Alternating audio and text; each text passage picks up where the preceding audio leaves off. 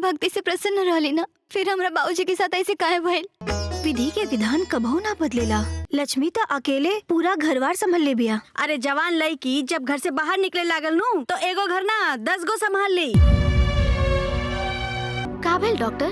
लक्ष्मी पेट से है। अरे पाप तो मुड़ी पे चढ़ के नाचता। तू ऐसा गंदा लड़की के देवी बतावत रहला।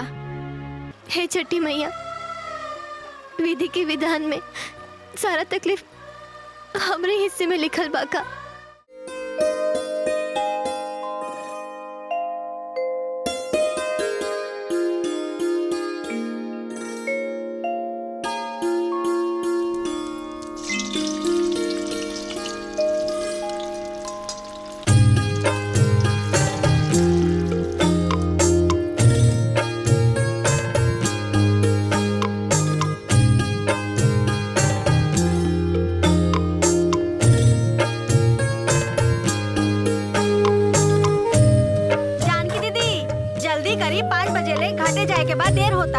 हाँ छपरा वाली दुल्हन, बस सब तैयारी हो गई बा। अरे लक्ष्मी कहाँ रह गई? माई, अरे लक्ष्मी तू तैयार पड़ो। छठ मैया की पूजा के दिन तो हम सबरे से तैयार रहे नी, बनारस वाली चाची। अच्छा ये बतावा कोनो गीत याद कैले बड़ू के ना? काहे से कि तोरा गीत के बिना नू छठी मैया की पूजा अधूरा रहेला। छठी मैया गीत के बोल से ना भक्त के भाव से खुश होली छपरा वाली चाची। बोलो छठी मैया की जय। चलो हो। हाँ, बढ़िया से बात जा बेटा। हो गई माई सब? हाँ चल चली माई।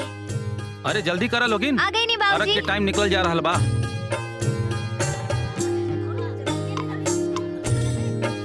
आई चली।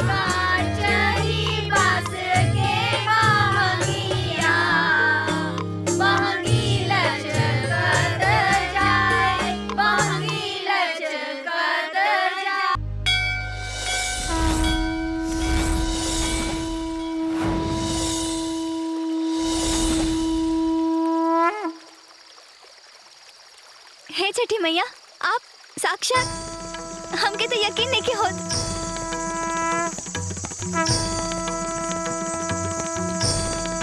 लक्ष्मी, हम तोरी भक्ति से बहुत ही खुश बानी। बतावा कावर चाहिए तो के? वरना मैया, हमके बस आप अपन आशीर्वाद दे दी। आपके आशीर्वाद हम सब पर हमेशा बनल रहे, बस। अरे लक्ष्मी, ये तो का बड़बड़ा तारू हो? केकरा से बतियाओ तारू? अरे भाऊजी, सामने छठी मैया खड़ा बानी, हाथ जोड़ी हाथ। छठी मैया?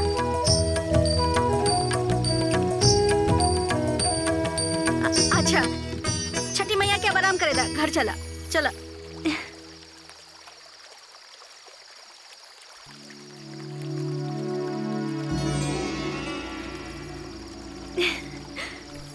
चला लक्ष्मी, चला चला। जय छठी मैया। अरे बिटिया, तहार नाम का है? लक्ष्मी। लक्ष्मी, आहा, बहुत अच्छा गावेलू। लागेला कि तोरा गला में साक्षात सरस्वती माता का वास हो। बस छठी मैया के आशीर्वाद बा। काहे ना। ए बेटा, हमारे गो म्यूजिकल ग्रुप हो, ता हम चाहता नहीं कि तू हमरे ग्रुप में आ जा। हम अपने कलाकारन के ना आगे बढ़े का बहुत मौका देला। हमरे यहाँ के कलाकार सब शोहरत दौलत पाकर बहुत आगे बढ़ गए बाड़न। तो हम तोरा के बिना स्टेज शो करा के बहुत आगे बढ़ाई। आपके बहुत बहुत धन्यवाद, पर हमके स्टेज प्रोग्राम करे में दिलचस्पी नहीं थी। हाँ, तो कोनो बात नहीं। जब कभी दिलचस्पी बन जाए तो हमारे ऑफिस में एक बार आ जाए, ठीक है ना? खुश रह।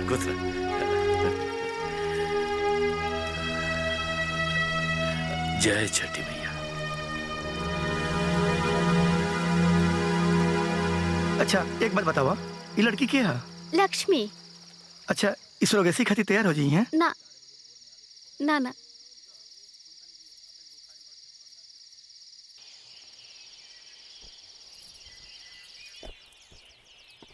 बाबूजी टिफिन। हाँ बेटी। बेटी, तू गाना तो सचमुच बहुत बढ़िया गाविलू। काल घाटे पे तहार आवाज के बहुत तारीफ होत रहा।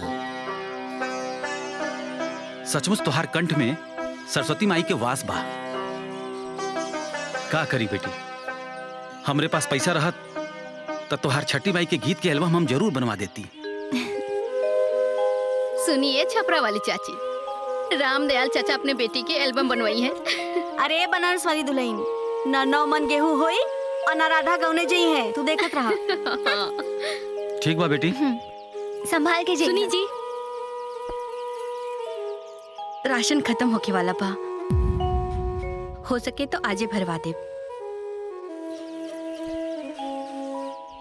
अभी तनख्वाह मिले में 2 दिन बाकी बा और तोहार राशन अभी से खत्म हो गई। ठीक बा, देखा तनी। संभाल के जी हवाऊ जी। हाँ बेटी। चलो। आंटी में ना ढेला बा, बबुनी देखे जाइए मेला। ला बन गई एल्बम, देख ला। अरे बिना खाना खाइले कहाँ चल देला? अरे दीदी, वो बीएड के फॉर्म निकला बना, हुए भरे जाता नहीं है। दोपहरिया ले आज हम दोपहर ले लौटाए। तोरा जहाँ जाए के बाद जा, पहले खाना खा लो। माँ तू खाना लेके आओ। अरे देरी होता, हमरा जाए देना। चुपचाप बैठो, चलो लेट वेट ना होए। बैठो। का माँ जल्दी लेके आवा। और पढ़ाई कैसे चल रहा बा? बस अब फॉर्म भरब जाके, ओकरा बाद देखल जाए कि का होता। इला अच्छा तो करेली बनल बा, यही से भाई सब जल्दी में रहे। करेली से तो एकर बचपने से बैर बा। माँ, बिना खाना खैले घर से ना निकलल जाला, ना तो दिन भर खाना के दर्शन ना होला। अच्छा दो। वैसे एक बात बा, दीदी के हाथ लगते करेलो मीठ हो गई। तो माई तो पराठा बनावे लिया, रोटी के स्वाद आवेला। अच्छा बेटा, तोहार दुल्हन आई ना तो हमहू देखब कि हमके कितना 56 भोग खियावतिया। पानी पी लिहा। किसी आगे लो तो के माई की चिड़ा में बहुत मजा आवेला का? तो ऐसी बोलनी है। ला अपन काम मन लगा के करा। हेलो, हाँ सांझी को आ जाए। हाँ साहब, हम आपसे कुछ कहल चाहत बानी। कहा कि मुहूर्त निकालब तो कहा बा? वो मालिक, पैसा खत्म हो गई बा, थोड़ा एडवांस चाहिए। रामदयाल, तोहारी हर बार के नाटक बा। ए महीना में तोहार तनख्वाह से ज्यादा एडवांस हो गई बा, अब कुछ ना मिली। तो मालिक थोड़ा तनख्वाह ही बढ़ा दी। इतना तनख्वाह में घर चलावल मुश्किल हो गई बा। और हमरा के तोहरा झेलल मुश्किल हो गई बा। हमरे पापा की वजह से तोहे झेल रहल बानी, ना अबले कबले मुक्ति पागल होती। काम के न काज के, दुश्मन अनाज के। जा काम करा जा। हेलो,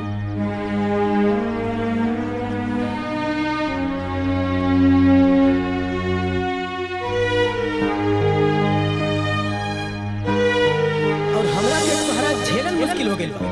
हमरे पापा की वजह से तोहे झेल रहल बानी, ना अबले कबले मुक्ति पागल होती। काम के न काज के, दुश्मन अनाज के। जा काम करा जा। राशन खत्म होके वाला बा, हो सके तो आजे भरवा दे। और हमरा के तोहरा झेलल मुश्किल हो गई। काम के न काज के, दुश्मन अनाज के। जा काम करा जा।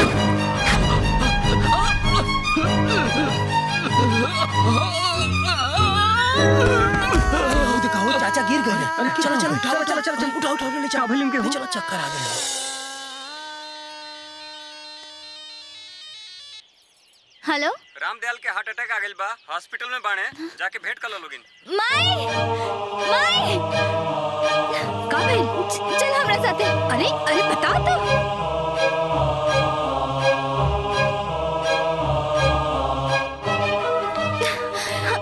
डॉक्टर साहब, बाबूजी के का भइल? फालिस के अटैक रहल, बहुत मुश्किल से जान बचल बा, लेकिन पूरी तरह से ठीक भइल ऊपर वाले के हाथ में बा। सुन समझ सब ली हैं, लेकिन न खड़ा हो पाई हैं न बोल पाई हैं।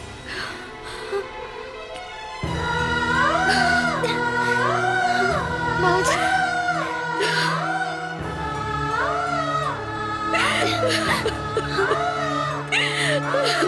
माई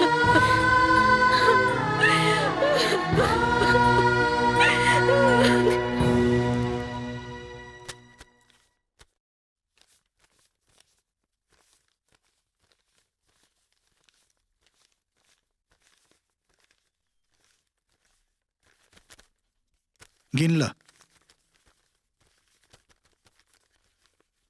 ठीक बा, प्रणाम।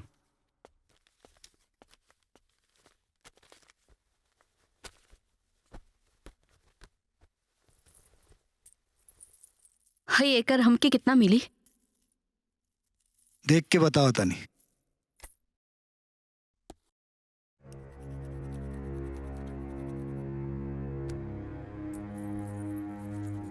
ये सोना ना रोल्ड गोल्ड बा, खाली पॉलिश चढ़ा रहे, एकर कुछ ना मिली।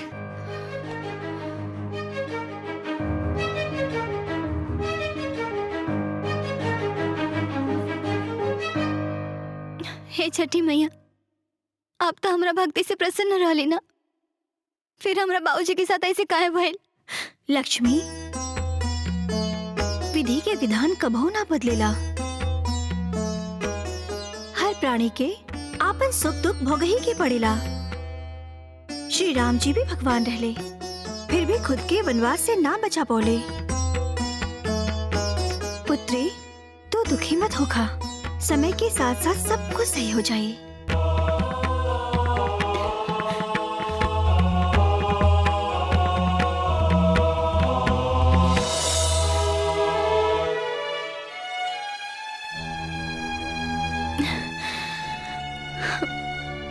इतना सीधा साधा आदमी के भगवानी कैसन रोग दे देले? ई फालिस की बीमारी होले छपरा वाली चाची, बड़ा खराब रोग होला। हमार तो किस्मतिये फूट गइल बहिन, कुछ समझ में नहीं के आवत कि अब का होई। जौन होके के रहे तौन हो गई जानकी दीदी, रउआ चिंता मत करी, बस भगवान पे भरोसा करी और पति की सेवा करी। हाँ अम्मा जी, भगवान सब ठीक कर दिए, भगवान पे भरोसा रखी। अब ठीक है, हमनी के चल जाओ, बाद में फिर आयल जाई। दीदी अपन ख्याल रखब, अपना ध्यान रखेम। हाँ चली। माई, चिंता मत करो माई, छठी मैया सब ठीक कर दी है। सबको यही कहता कि सब ठीक हो जाए, बाकी घर के कमाए वाला ही खटिया पे पड़ गई, तो कैसे सब ठीक हो जाए? हम बानी ना माई, हम बाबूजी के जगह पे जाके नौकरी करब, अतः लोग के कोनो दिक्कत ना हुई।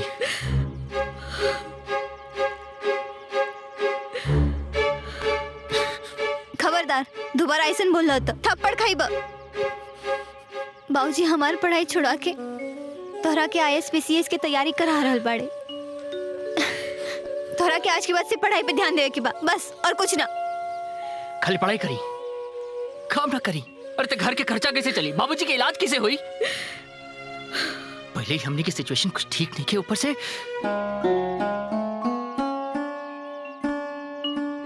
हम घर चलाए, हम काम करब, तू चिंता मत कर, तू बस अपन पढ़ाई पे ध्यान दे। तू काम करबू, हम घरे बैठल रही।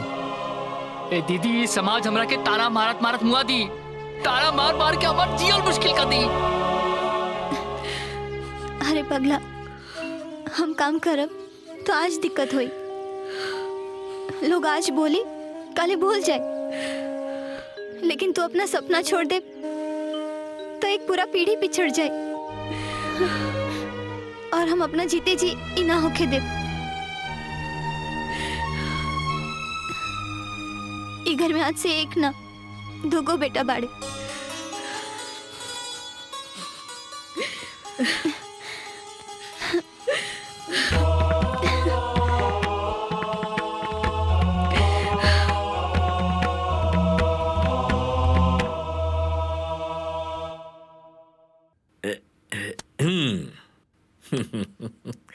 वेरी गुड लक्ष्मी, बुरा वक्त में ना बहुत अच्छा फैसला ले लो तू।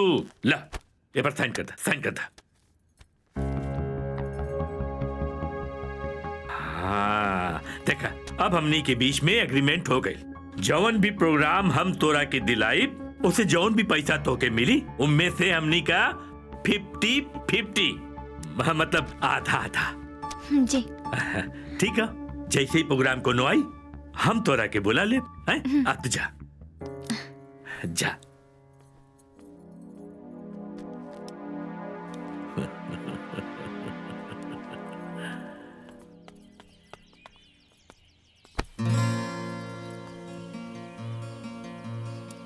सॉरी। ज्यादा स्मार्ट मत बना। तोरा जैसे लड़का के हम खूब पहचाने नहीं। पहले जान के लड़की की टक्कर मारे ले और सॉरी बोल के इम्प्रेशन मारा तारा। ओ हेलो, हम तो से ना तू हमसे टकराइलू है। अब जानबूझ के टकराइलू है या गलती से, हमके नहीं पता। हाँ हाँ ठीक है। अरे लक्ष्मी, ये हमार बेटा बाड़े, काशी शहर में रह के पढ़ाई करे ले। ए बेटा, ये लक्ष्मी बाड़ी बहुत अच्छा भक्ति गीत गावेली। अच्छा। और आज से ना अपने ग्रुप खातिर गई हैं। अच्छा नमस्ते। जा लक्ष्मी जा। हाँ, जा। हाँ, आओ बेटा, और बतावा का हाल चाल। बहुत बढ़िया। आए में काहे देरी हो गई? देखा ये पैसा मिलल है, आधा ही तोहार और आधा हमार। देखा 50-50 के बाद भरला ना। एक काम करा, तू बाहर इंतजार करा, हम आवत है। प्रोग्राम बहुत बढ़िया भल। हाँ हाँ, तबीयत खुश हो गल। चला हम आवत है। सुना सेठ, लड़की की आवाज में तो जादू बा। हाँ। अगर ये भक्ति गीत के अलावा कॉमर्शियल मतलब चालू गीत में नाच गाना शुरू कर दी ना, तो स्टेज पे वो आग लागी कि नोट की बारिश भी ठंडा ना कर पाई। सेठ जी, लड़की बड़ी संस्कारी पिया, ये सब न करी। अरे बात कैला में का जाला। अरे नोट में इतना ताकत होला कि कार ही ना संस्कार भी बदल जाला। ठीक हो, हम कोशिश करब। हम इंतजार करम, बताई हमरा के, ठीक बा? जरूर बताई।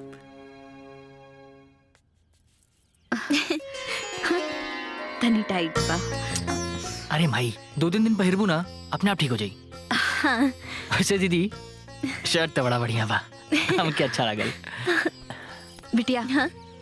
अपना खातिर भी ढंग के कपड़ा ले हो तू। तोहरा लगे भी तो नहीं खे। कौनो बात ना माँ, मुकेश की जब नौकरी लग जाए ना तब हम ले ले।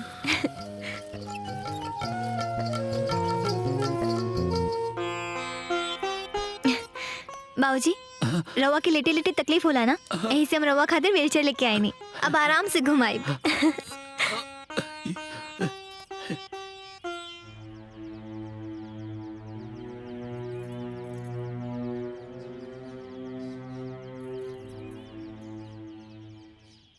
ना यार अभी हम अब कोनो फॉर्म ना भरब। यार देखा, हमार दीदी बड़ा मेहनत से 1-1 रुपया कमा रहल बड़ी। ऐसा करा तहा लोग जाके भरता लोग। लेकिन 2-4 जगह फार्म अप्लाई करब तबे एक आध जगह होके के चांस रही। मुकेश, आजकल कंपटीशन पास करल टेढ़ा खीर बा। देखा तहार बात सही बा रवि, लेकिन अब देखा हम खाली अपना स्टेट के फॉर्म भरब काहे से कि अब 4 जगह के फॉर्म भरे में बहुत ज्यादा खर्चा हो रहल बा। हम अब दीदी पे ढेर खर्चा डालल नहीं की चाहत।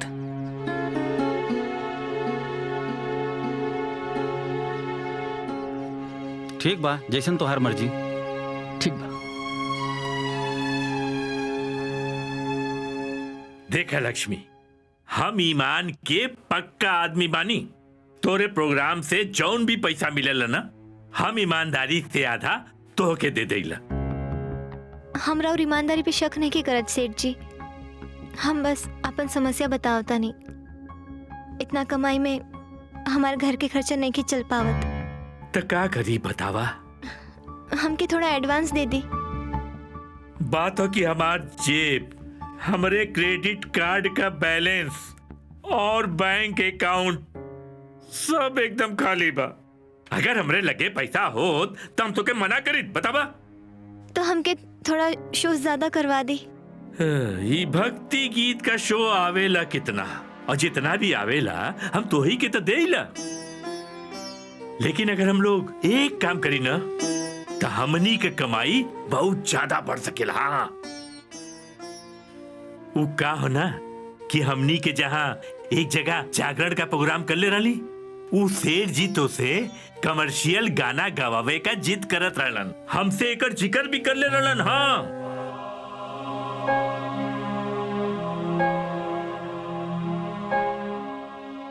वो और कोई हुई जो पैसा खातिर अपन संस्कार बदलत हुई। हमरा से ये उम्मीद मत रखी सेठ जी। बिल्कुल बिल्कुल, यही बात हम सेठ जी के कहली कि लक्ष्मी ऐसा लड़की नहीं है, वही सब काम ना करी, बिल्कुल ना करी।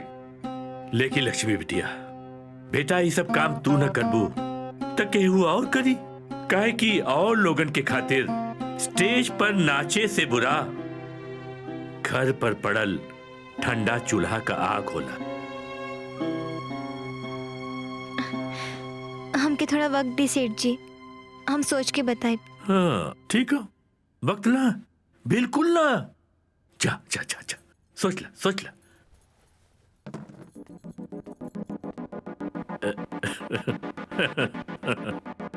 लक्ष्मी, पापा के बात मत मनिया, तहार इमेज खराब हो जाई।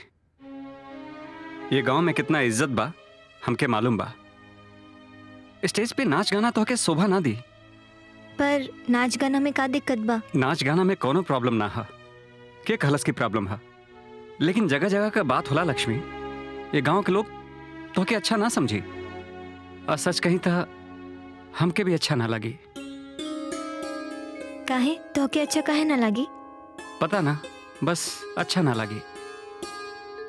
हम पापा के समझा दे, वो तो के दोबारा ऐसा ऑफर कबो ना दी है, और तो के एडवांस भी मिल जाई।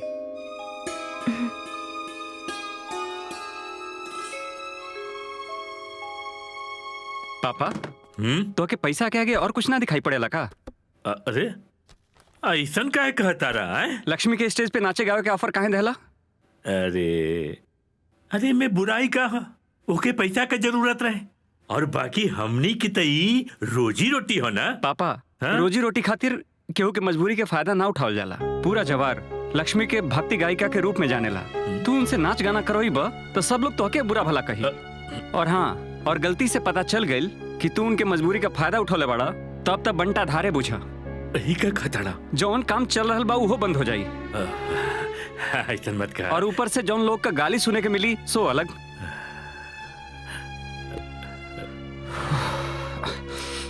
और हाँ, हमरा खातिर जे रिश्ता आवेला ना उहो बंद हो जाई। दहेज में एगो चवनियो ना मिली, और कोनो अकटेण बकटेण लड़की मिल गई तो दुनिया भर का एहसान जताई ऊ अलग।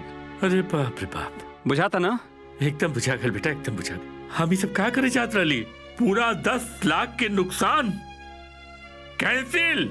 लक्ष्मी के नाच गाना का प्रोग्राम कैंसिल। कैंसिल? अरे नाना, कैंसिल कैसे? तो लक्ष्मी की जरूरत पूरा कैसे हुई? तो ओकर का हिस्सा बढ़ाई बा? ना ना ना ना ना ना, हिस्सा विस्सा बिल्कुल ना बढ़ाई।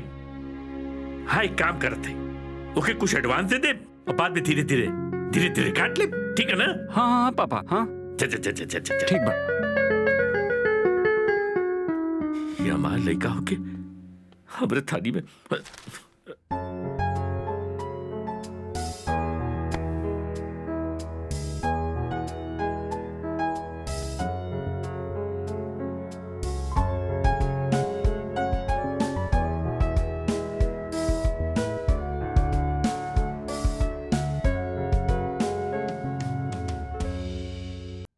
हे छठी मैया, हमरा कुछ समझ में नहीं आवत, हम का करी? कौनो रास्ता दिखाई छठी मैया, कौनो रास्ता दिखाई।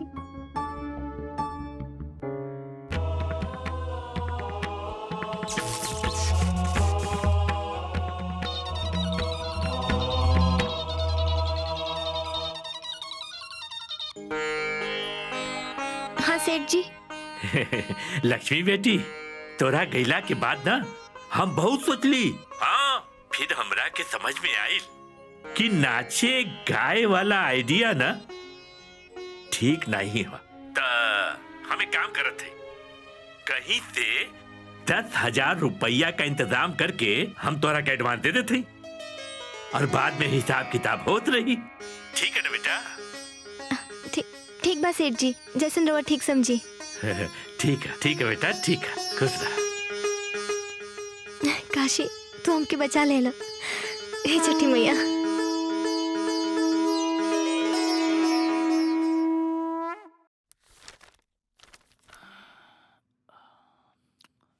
इला चाय। अरे तो सुतल नहीं को दीदी अभी ले? तोहरा सपना से हम सबके सपना जुड़ल बा, तो हमके नींद कैसे आई? पता बा दीदी, कभी कभी हमरा लागेला कि हम पिछला जन्म में ना जरूर कोनो पुण्य कैले हो। कब तारा नियन दीदी मिलल। चल पगला। अच्छा सुनो, कल राखी बा, कहीं जाइए मत। 9 बजे राखी बांधे के शुभ मुहूर्त बा। हाँ, इला चाय पिया। लक्ष्मी तो अकेले पूरा घरवार संभाल ले बिया। अरे जवान लड़की जब घर से बाहर निकले लागल नू तो एगो घर ना 10 गो संभाल ली। अरे नहीं भौजी, लक्ष्मी मान के खूब पक्का बिया। अरे देखम नू, अरे नाचे गाय वाली लड़की के का ईमान और का धर्म। अरे तू तो घाट घाट के पानी पी ले बाड़ू। अरे चलो हो, जाता नहीं 10 गो काम बा।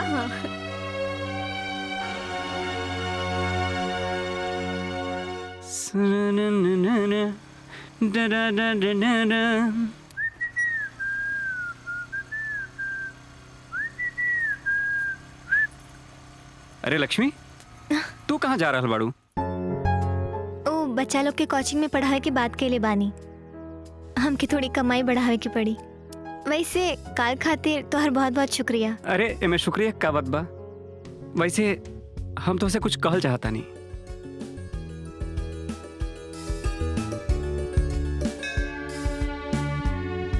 लक्ष्मी, तू हमके बहुत पसंद बाड़ू। हम अपन पूरा जिंदगी तोहरा साथे बितावल चाहता नहीं। तू हाँ बोला तो हम पापा से रिश्ता के बात करी। हमरा पर बहुत जिम्मेदारी बकाशी। बाबूजी के फालिश की बीमारी हो गई बा, बिस्तर से हिल भी नहीं की सकत। और छोट भाई के करियर बनावे में लागल बानी, पता ना कब सेट हुई। हम घर में कमाए वाला बस अकेला ही बानी। अभी हम कोनो दूसरा रिश्ता में नहीं बन सकत। लक्ष्मी, हमार वादा बा, हम हर हाल में, हर प्रॉब्लम में तोहर साथ दे। बस तू एक बार हाँ कर दा। ई ना हो पाए काशी। हम दो रास्ते में नहीं की बटे के चाहत। शादी के बाद अगर हम तोके तोरा हिस्से के प्यार ना दे पाईनी तो ऐसे बड़ा अन्याय कुछ ना हुई। और हम नहीं की चाहत कि हमार जीवन साथी हमरा वजह से तकलीफ में रहे। हम बर्दाश्त ना कर पाए। हम चलता नहीं। लक्ष्मी, हम तोहर इंतजार करब। ये इंतजार के कोनो सीमा नहीं के काशी। भूल जा हमके।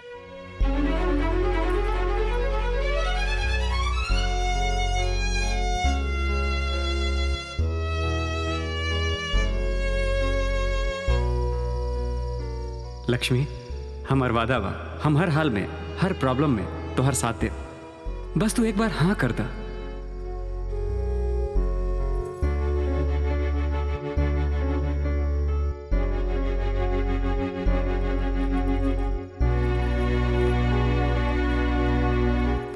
लक्ष्मी, लक्ष्मी बेटा, काहे उदास बाड़ो?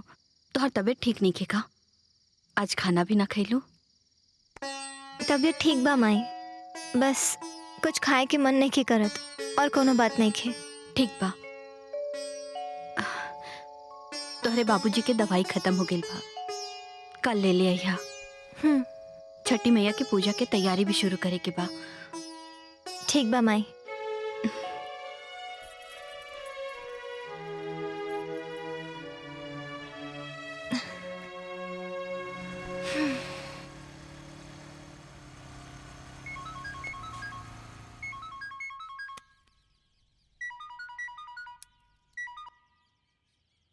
हेलो काशी। हाँ पापा, हम शहर जा रहल बानी आगे के पढ़ाई करे। हमारे अकाउंट में पैसा डाल दिया। अरे बता के जाए के चाहत रहला कि ऐसे उठला और चल रहला। अरे पापा, हम तो के कब बता के निकलनी है? हम तो हमेशा रास्ता से ही फोन करे नहीं। ठीक है, तू तो शुरुए से आज्ञाकारी बाड़े ना। एक काम करा, मन लगाकर पढ़ाई करे और पैसा की चिंता बिल्कुल मत करे। हाँ ठीक बा।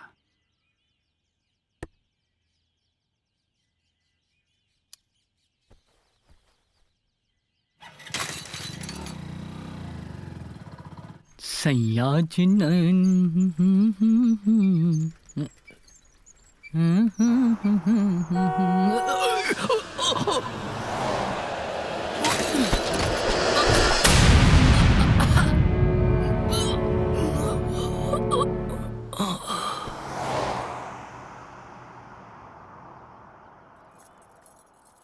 चाची, चाची चाची, मुकेश का एक्सीडेंट हो गई बा। जल्दी चले, हॉस्पिटल में बा।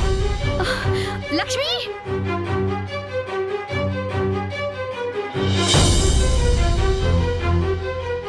एकर सर में गहरा चोट लग गई बा, जेकरा वजह से कोमा में चल गई। अगर 2-3 दिन के अंदर ऑपरेशन ना भइल तो कुछ भी कहल मुश्किल बा। ऑपरेशन में कितना खर्चा लागी डॉक्टर? 10 लाख तक लग जाई।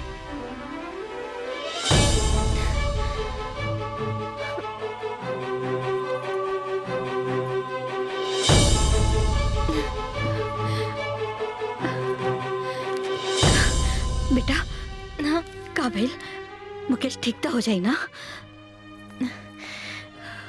सुबह के अर्घ की तैयारी कर माई। छठी मैया सब ठीक कर दी है। चल।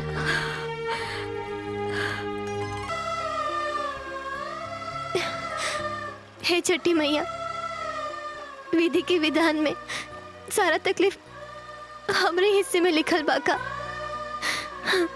पहले बाबूजी और अब हमार भाई। हमरा परिवार के कौनो गलती की सजा दे दई। लक्ष्मी बिटिया, विधि के विधान मनुष्य के कर्म फल से ही निर्धारित होखेला और कर्म जन्मों जन्मांतर तक मनुष्य के पीछा ना छोड़ेला। अच्छा या बुरा जीवन में जे कुछ भी घटित होला वो मनुष्य के कर्म के ही अनुसार होला। जैसे कि अंधेरा के बाद उजाला होखेला, वैसे ही दुख के बाद सुख आवेला। ये प्रकृति के नियम हा। छठी मैया, हमार भाई आज जीवन और मृत्यु के बीच में लड़ रहल बाड़े। उनके बचा ली मैया, उनके बचा ली। रोआ मत लक्ष्मी, तू हमके बहुत ही प्रिय बाड़ू। जौन भी हुई अच्छा हुई।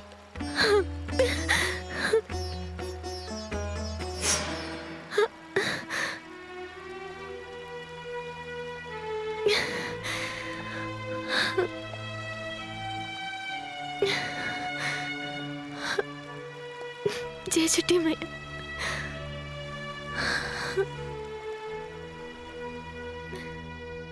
बस करा। तोहर हिम्मत कैसे भाई ये सब सोचे के? हमार बिटिया ये सब काम करे करते नहीं खे। निकल जाई जैसे, न तो अच्छा ना हुई। रुआ हमार बात तो सुनी। चुप करी, कोनो बात नहीं के सुने के हा। भला मानुस के जैसे निकल जाई जैसे। माई का बात बा? के है ये लोग? देखा ना बिटिया, ये लोग का अनसन बोल रहल बा। का चाहे रवा लोगन के? हम बतावा तानी। हमनी के छठ मैया के भक्त है जा, बनारस से आइल बानी जा। एगो विशेष काम खातिर तो से बहुत उम्मीद बा। हम समझाओ तनी लक्ष्मी तरह के, तू हमार बात ध्यान से सुना। देखिए उषा जी, बच्चा आपके अंदर बनता तो है, लेकिन कोख में खराबी होने के चलते हर बार बेकार हो जाता है। अब सिर्फ एक ही तरीका है जिससे आपके घर आंगन में किलकारियां गूंज सकती हैं, और वो तरीका सेरोगेसी का है। सेरोगेसी? सेरोगेसी में अंश आप दोनों का होगा, मतलब बच्चा आप दोनों का ही होगा, लेकिन ये किसी दूसरी औरत की कोख में बड़ा होगा और जन्म भी वही औरत देगी। ये कैसे संभव हुई डॉक्टर साहब? इसके लिए आपको एक स्वस्थ महिला या लड़की को तैयार करना होगा जो आपके बच्चे को अपनी कोख से जन्म दे सके। उसके लिए प्रॉपर एग्रीमेंट करके आप ऐसा कर सकते हैं। अभी किराए की कोख लेना बहुत आसान हो गया है और ये काफी सक्सेस भी है।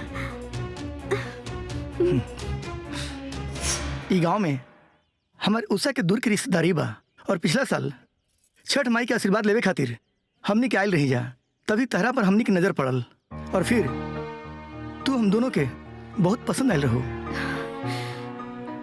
लेकिन पूछताछ से पता चलल कि तू सरोगेसी खातिर तैयार ना हो सकेलू। और तब से लेके आज तक पिछला 1 साल से हमनी का बहुत भटकल बानी जा, लेकिन कोनो भी औरत सरोगेट माई बने खातिर तैयार नहीं के हो। लेकिन जाने लू, 3 दिन पहले ना एगो विचित्र घटना भइल। हमने के छठ घाट से मैया के हाथ जोड़ के आवत रहनी जा, तभी हमने के एगो बूढ़ माई मिलनी। बेटा, बेटा भूख लागल बा, कुछ खाए के दाना। दीदी हाँ इला माई। पैसा ना चाहिए बेटा, हाँ? कुछ खाए के चाहिए।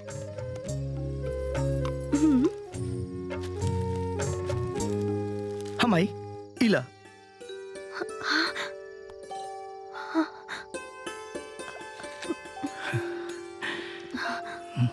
पुत्र के चाह में भटक रहल बड़ा लोग ना।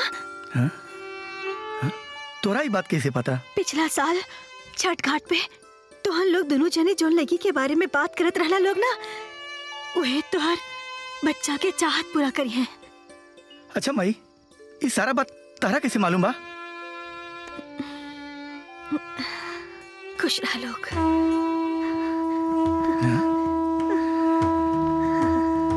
कमाल बा। हमरा पे ई एहसान कर दी लक्ष्मी बहन, हमार जीवन तो हर रीढ़ी रहा।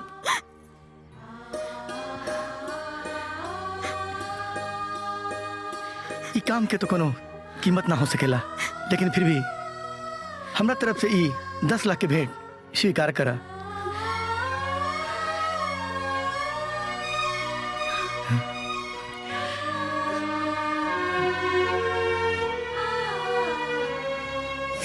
अगर 2-3 दिन के अंदर ऑपरेशन ना भइल तो कुछ भी कहल मुश्किल बा।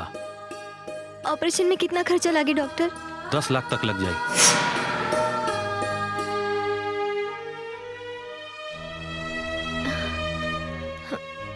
हम तैयार बानी। लक्ष्मी ई का करता रू? पगला गेल बाड़ू का? अरे छठ मैया के नाम पे केहू भी आकर के तोहरा के सच झूठ कहानी सुनाई और तू मान लेबू? अरे कम से कम अपना आगा पीछा के बारे में तो सोच। तू बिन ब्याहे माँ बन जेबू तो के करी तोहरा से ब्याह? हमार बिया मुकेश की जिंदगी से बढ़ के नहीं के माई। मतलब? माई, मुकेश हॉस्पिटल में अपन जिंदगी और मौत की लड़ाई लड़ रहे बाड़े और उनके बचावे खातिर हमके 10 लाख रुपया चाहिए। ना तो हम मर जाए माई, ना तो हमार भाई मर जाए।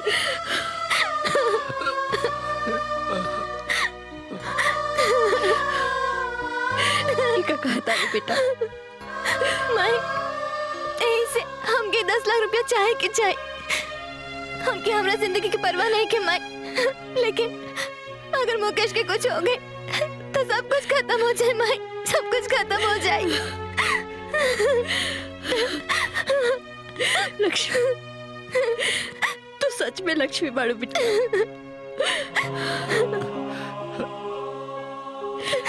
बात तो जैसे बिटिया सब क्या वो कहते हैं।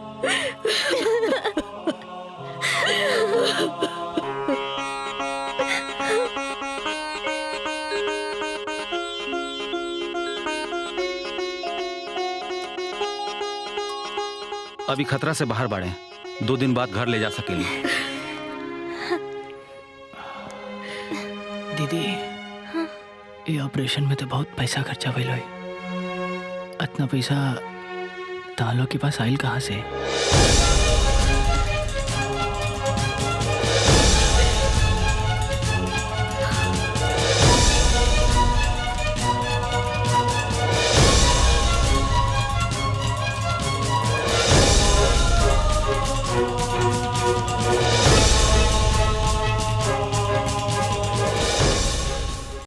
दीदी, ये ऑपरेशन में तो बहुत पैसा खर्चा भइल होई। इतना पैसा तालो के पास आइल कहाँ से?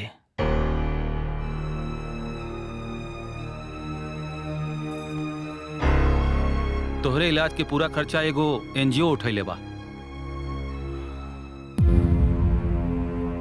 तोहार गंभीर स्थिति देख के हम ही लेटर लिखनी और पूरा 10 लाख रुपया लागल बा तोहरे ऑपरेशन में।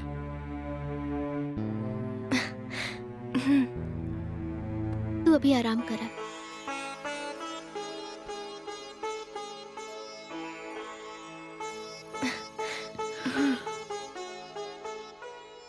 आपके बहुत बहुत शुक्रिया डॉक्टर साहब, आप एंड मौके पर। कौनो बात ना बा लक्ष्मी, तोहरा खातिर झूठ बोले में हमरा के फक्र महसूस होता, काहे से कि तोहरा जैसन बहिन सबके नसीब में ना होली। अपना भाई के बचावे खातिर तू जौन कदम उठैले बाड़ू ना, आज के स्वार्थ भरल दुनिया में एगो मिसाल बा। भगवान से हम मनाइब कि अगला जन्म में हमरा के लक्ष्मी जैसन बहन मिले।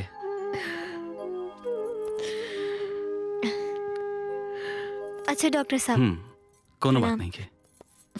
चलो।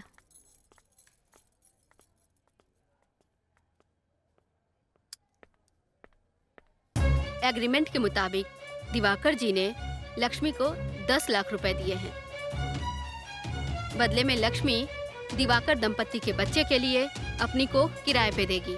बच्चा पैदा होने के साथ लक्ष्मी को बिना शर्त दिवाकर दंपत्ति को उनका बच्चा सौंपना होगा। ऐसा इस एग्रीमेंट में लिखा हुआ है। इस पे साइन कर दीजिए।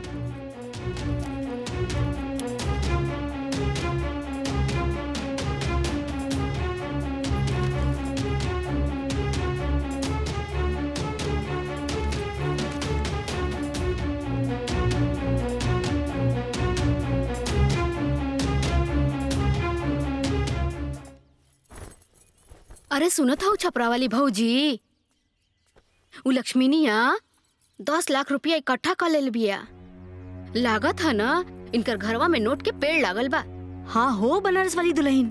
अरे वो तो 10 लाख के ऐसन बतियावत है जैसे 10,000 होखे। लागत है ना लक्ष्मीनिया कोनो बहुत बड़ा हाथ मर ले बिया। हाँ उहे तो सोची कि आखिर इतना रुपया उनके घरे आयल कहाँ से। छोड़ी जाए दी, हमनी के का जी जैसन बोई वैसने काटी। ठीक ना? ठीक है, चलो कहत जायदा हूँ। हम हाँ, चलत चलो। हैं। हाँ ठीक है। अरे ओकनी के पैसा से हमरा का काम भाव।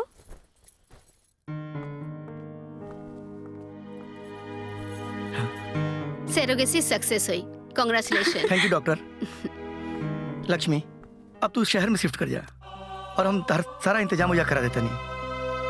ये सही कहा तारा लक्ष्मी, ढेर मत सोचा। काहे कि जब कुछ दिन में पेट दिखे लागी ना, समाज के सवाल के जवाब दिहल बहुत कठिन हो जाई। हम बाबूजी की छोड़ के ना जा पाए दीदी। बाबूजी की देखभाल के करी? मुकेश अपन पढ़ाई की तैयारी करी कि बाबूजी की देखभाल करी? और माई के ब्लड प्रेशर तो बाबूजी की 20 किस्म की दवाई देख के ही बढ़ जाला। हम ना जा पाए। हम तोहर जज्बात के कदर करता नहीं, लेकिन कभी कभी दिल के साथ साथ दिमाग से भी काम लेवे के पड़ेला। और समाज के काबा, समाज में 10 तरह से बात उठेला, और जब समाज कुछ बोलेला ना तब पूरा ये दिल दिमाग के ना झकझोर के रख देवेला। लक्ष्मी शहर जाई दिवाकर बाबू, रउआ एकर व्यवस्था करी।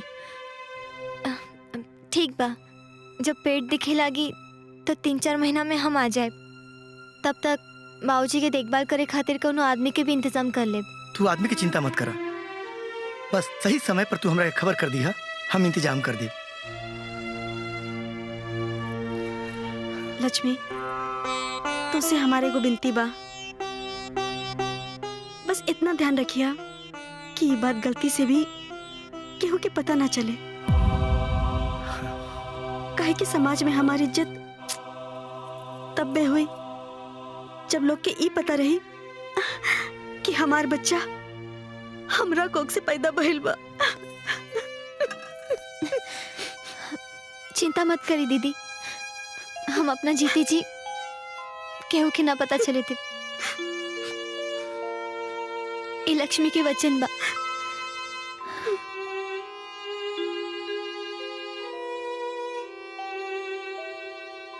जानकी जी, हमरा नजर में एगो बहुत बढ़िया लड़का बा। हमार मानी त रउआ लक्ष्मी के शादी लड़का से कर दी। ऐसन बढ़िया घर परिवार रउआ लोग के दोबारा न मिली, ई बात समझ ली। अरे कदे माई, देख दीदी की शादी आज न तकाल करही के बा,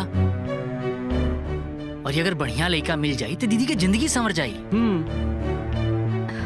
पाहुन, अभी घर के हालात ठीक नहीं खे और घर के सारा खर्चा लक्ष्मी चला रहल बिया। यही से अगला साल सोचब। ये तू का बोलते रे माई? तू इतना स्वार्थी हो गई बड़े, खाली अपना बारे में सोचता रही, दीदी के बारे में ना। अरे तू का चाहता रही कि दीदी यही से पैदा भइल बड़ी कि जिंदगी भर हमनी के सेवा करस? मुकेश,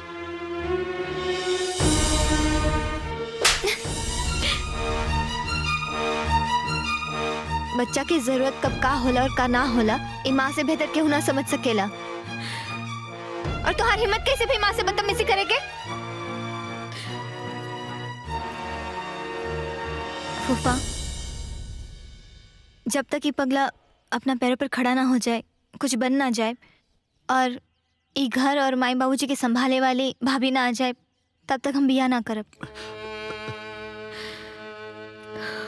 चाहे हम कुंवारी रह जाए चली, लेकिन हम बिया ना करब।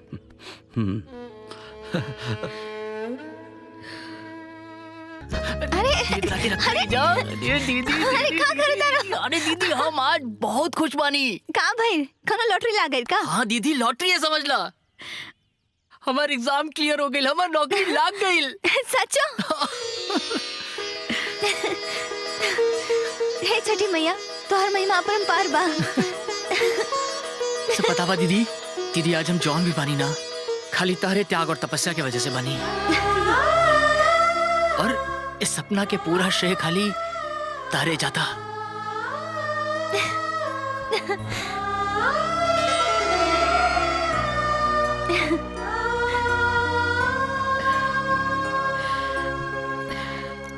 ओ बनारस वाली चाची, हाँ? इली मिठाई। ये कौन खुशी में लक्ष्मी? मुकेश की नौकरी लाग गई। छठी मैया हमारी विनती सुन लेनी।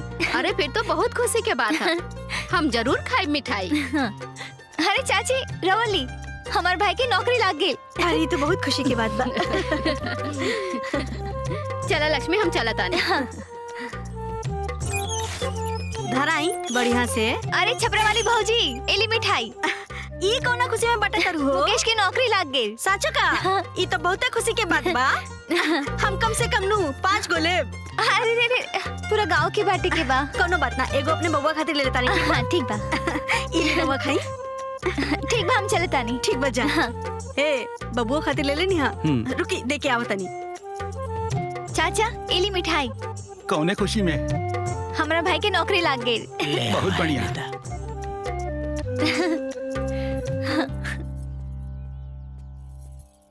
हेलो जानकी जी।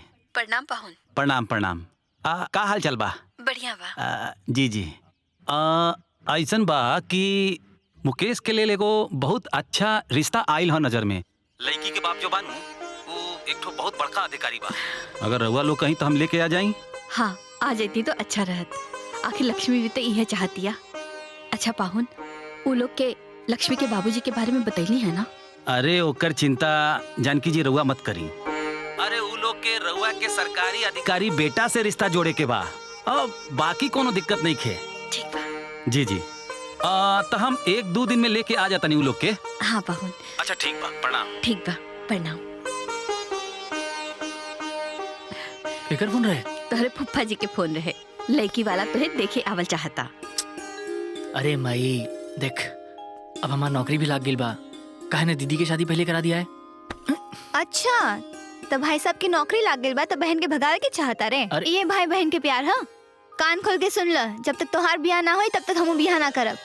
अरे लेकिन लोग का कही कि बड़ बहन के घर में होते हम शादी करल बानी। मुकेश पहले तो ये घर में लक्ष्मी लेके आवा, और जब वो लक्ष्मी माई बाबूजी के ख्याल रखे लगी तभी लक्ष्मी यहाँ से जाई है। और रही बात लोग के, तो लोगन की चिंता ना हम पहले के लिए रही ना आगे करब। वैसे माई इनका से जीतल एकदम असंभव बा। तो जब जाना तारा तो काहे जीत करो तारा? आगे की तैयारी करा, का पता बात बन जाओ। लड़की बहुत सुंदर बिया, पढ़ल लिखल भी बिया। ए मुकेश बेटा, तू एगो काम करा, फोटो देख ला। अगर तोहरा लड़की पसंद आवे ना तो बाद में जाके मिलियो लिया। ए लाई फोटो लाई ता।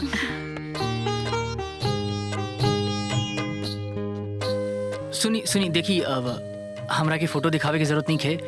रवा सभी फोटो दीदी के दिखा दी कैसे कि लेकिन दीदी के पसंद आ जाई तो हमरो कोनो एतराज नहीं है। इला दिखा दा।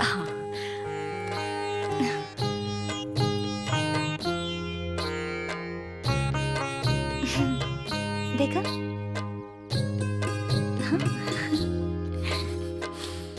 बाबूजी अच्छा ना? हमके रिश्ता मंजूर बा। अरे तो लगले हाथ लेन देन के भी बात हो जाए। फूफा जी रवा के तो मालूम बाना कि दहेज लियल अपराध हुई। सोनी जी, हमार बिटिया ऐसे टूटल फाटल घर में कैसे रह सकेली? धीरज रखा। लक्ष्मी जी, हम आपके विचार से बड़ा प्रसन्न बानी। हमके यकीन हो गयल कि आपके जैसन संस्कारी परिवार में हमार बेटी बड़ा खुश रही। लेकिन एगो हमार प्रार्थना बा, आपन बेटी के खातिर एगो घर बनवा के देहल चाहतानी। ई हमार बड़ा पुरान श्रद्धा बा।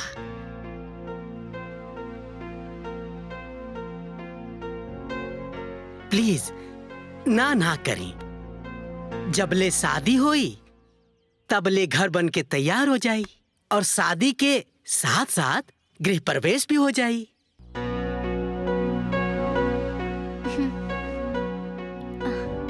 जी ठीक बा। चली तब तक मंजूर हो गई लड़ुआ के बात।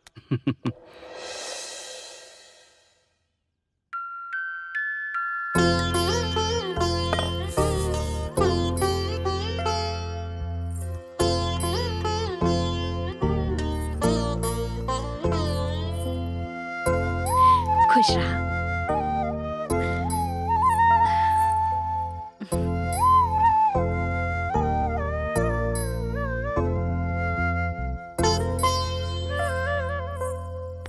अरे ना ना।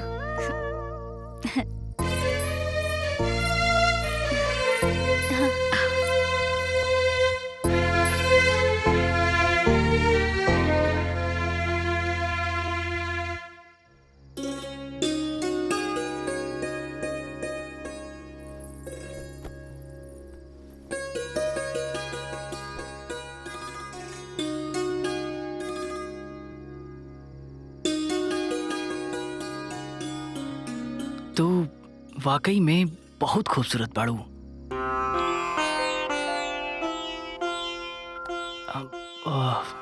मोना, तारा से को बात कहे के रहे। हाँ कहीं ना। देखा, हमरा खाती हमार दीदी जन बाड़ी वो देवी है। और आज हम अपना जिंदगी में जौन कुछ भी बानी ना, खाली उनकी वजह से बानी। और हमरा ये बात के पूरा उम्मीद बाकी जितना मान सम्मान हम अपना दीदी के देनी, उतने मान सम्मान तो हो उनका के देबो। जी।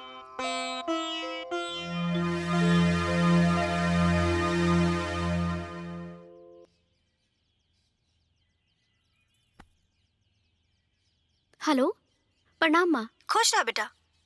तारा पता बा, ई मुकेश तो हमार कोनो बातें नहीं सुनत। इनका पता सिर्फ उनकर दीदी के ही अधिकार बा। उनकरे हमें हाँ मिलावत रहले जब देखा तब। हम हुई बात के नोट कैले रहनी बेटी। दामाद जी पर सिर्फ तोहरे बस होके के चाहिए, ना तो तोहार कोनो महत्व ना रही। तू चिंता मत कर माँ, तू देख लिहा। एक दिन ऐसन भी आई जब मुकेश सिर्फ हमार हाँ में हाँ मिलई है अपन दीदी के ना, और ई हम बहुत जल्दी करके रहब। ई तू देख लिहा। अच्छा माई, हम तारा से बाद में बात करता नहीं, ठीक बा? ठीक बा।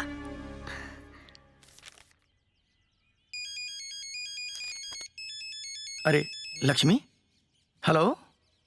हेलो। हाँ लक्ष्मी, कैसन बाड़ू? जी सब ठीक बा। हम ही बताए खातिर फोन कईनी है कि मुकेश की नौकरी भी लाग गई और मुकेश की बियाह भी हो गई। अरे वाह, ये तो बहुत खुशी के समाचार बा। जी, और हमने के नया घर में भी शिफ्ट हो गए बानी जा।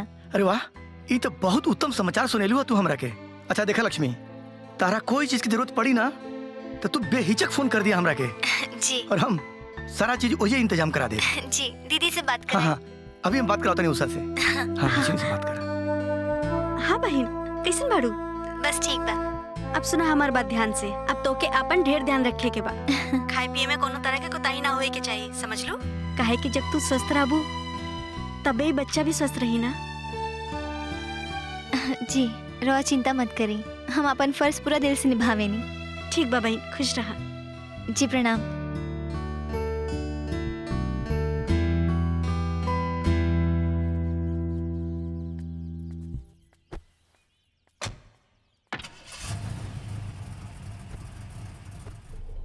चले गए?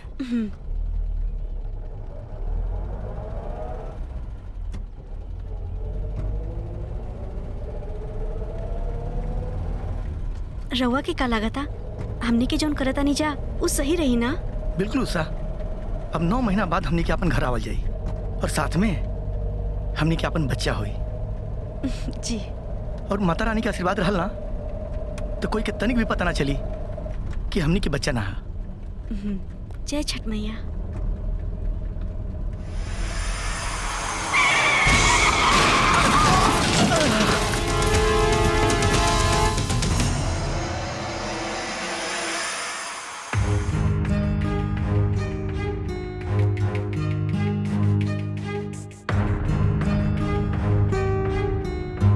दोनों लोग कोमा में हैं। होश में आएंगे कि नहीं आएंगे पता नहीं।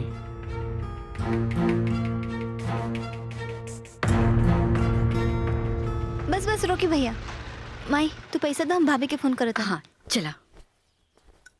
मेरे हाथों में 9 चूड़िया है, जरा ठहरो सजन मजबूरी।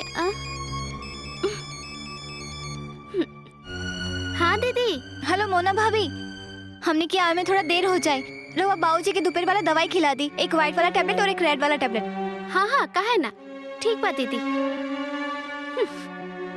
टैबलेट खिला दिया। माय फुट। टैबलेट खिलावे से पहले हमारी वीडियो अपलोड कर जरूरी बा।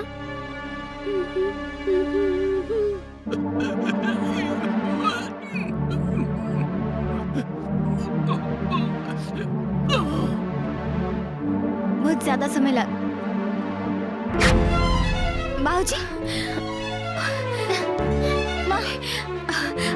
बाबूजी लगा तो बाबूजी दवा लेके जल्दी लेके आओ। हम लेके आओ थे।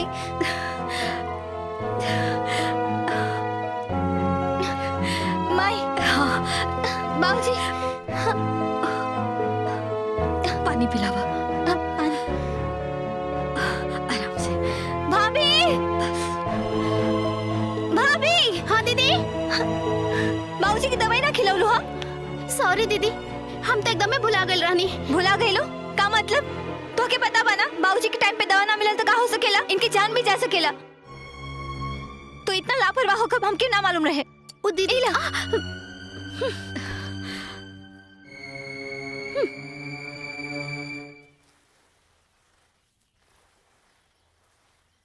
माई,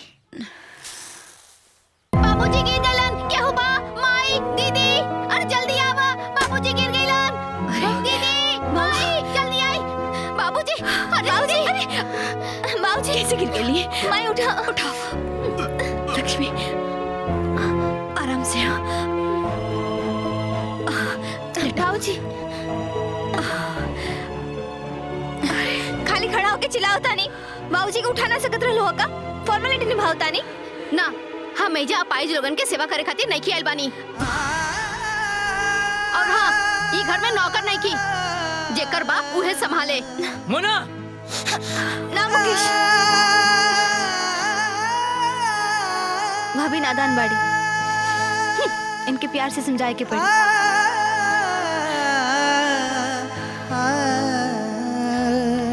देखो भाभी, हमने के बहुत गरीब रहनी। बचपन से लेके आज तक हमने की बहुत मेहनत कहीं नहीं जा।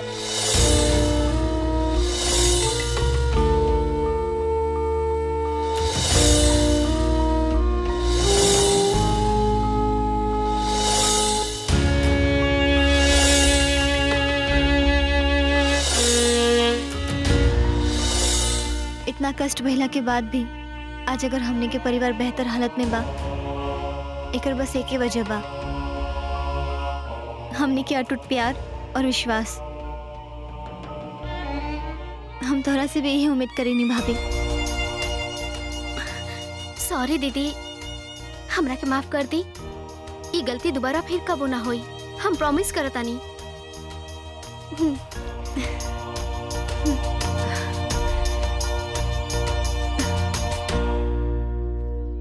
बहुत अच्छा पकड़ बनौले बाड़ू लक्ष्मी। तहरा वजह से मुकेश आज हमरा पे हाथ उठावले। याद रखब, ये बात हम कबो ना भुलाइब। हमके तो बस एगो मौका के इंतजार बा, फिर हम तहके बताइब कि हम का चीज हैं।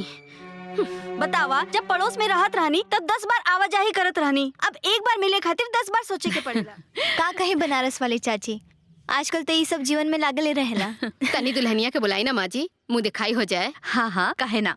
दुल्हन, ए दुल्हन, बहरे आवा। हाँ माँ जी।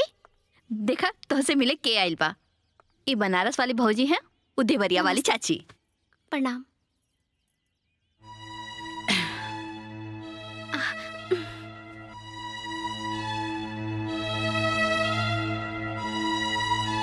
जाए तो ना माई, आजकल ये सब के मानेला। अच्छा पैर तो छुआ। हाँ। लक्ष्मी तू चाय बना के ले आवा। हाँ। कैसन लागल? हाँ देख ले। बहुत सुंदर। अब हो गई ना मुझे दिखाई। दीदी का भाई? दीदी का भाई? राव तबीयत तो ठीक बा ना? हाँ सब ठीक बा।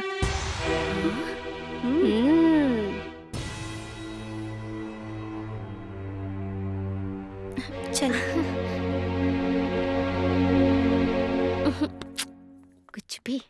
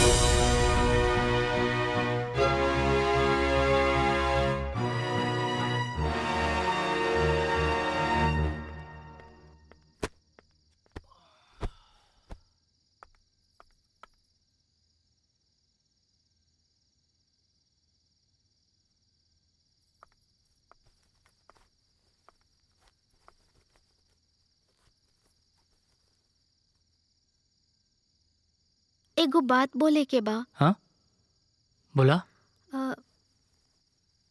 वो शायद लक्ष्मी दीदी पेट से बाड़ी।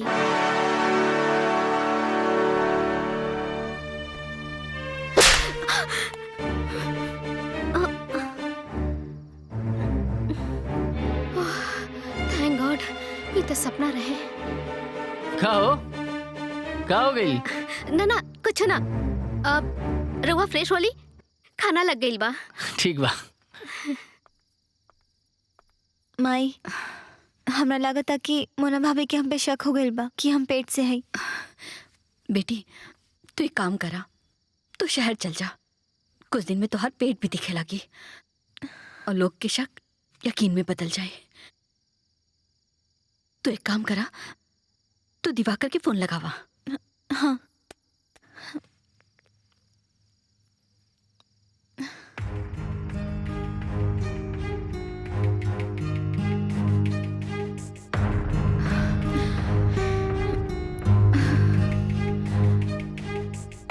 माई स्विच ऑफ आवता। अब का होई? हमके तो चिंता हो रहा बा। माई उनके एग्रीमेंट है, शायद उन्हें उनकर पता होई या दूसर कोनो नंबर।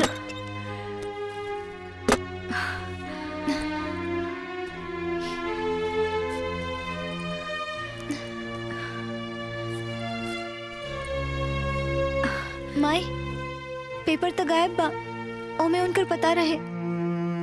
हे भगवान, अब का होई?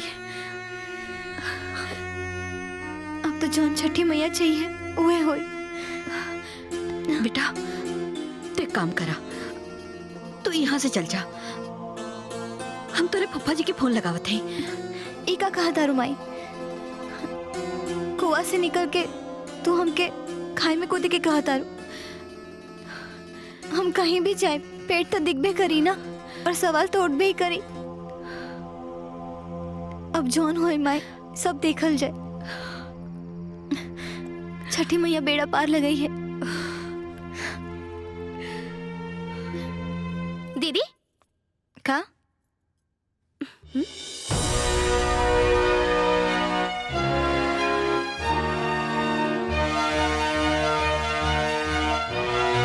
का भाई? कुछ ना।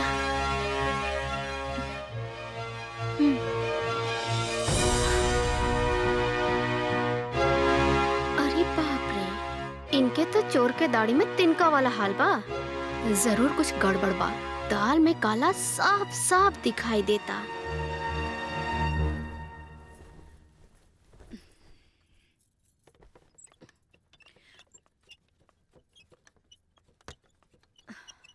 माई, हाँ, आराम से आओ। और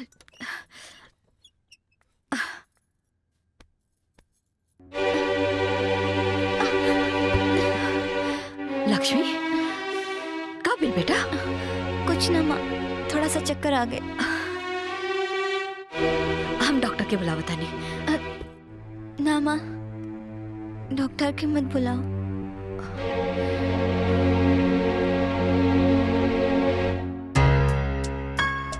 हमके तो इनकर चाल चलन पे बहुत पहले से ही शक रहल। आज सबूत के साथे सबके सामने लावे के पड़ी।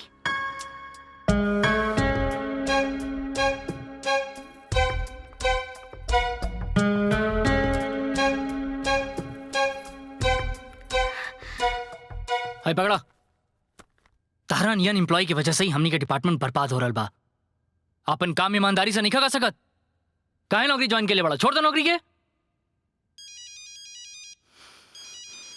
चल निकले यहाँ से। हेलो हेलो, लक्ष्मी दीदी की तबीयत बहुत खराब हो गई बा। तू एक काम करा, जल्दी डॉक्टर के लेके घरे आ जा। कहीं दीदी के कुछ हो ना जाए। हाँ बस अभी हम आवते बनी। हाँ हाँ ठीक बा ठीक बा।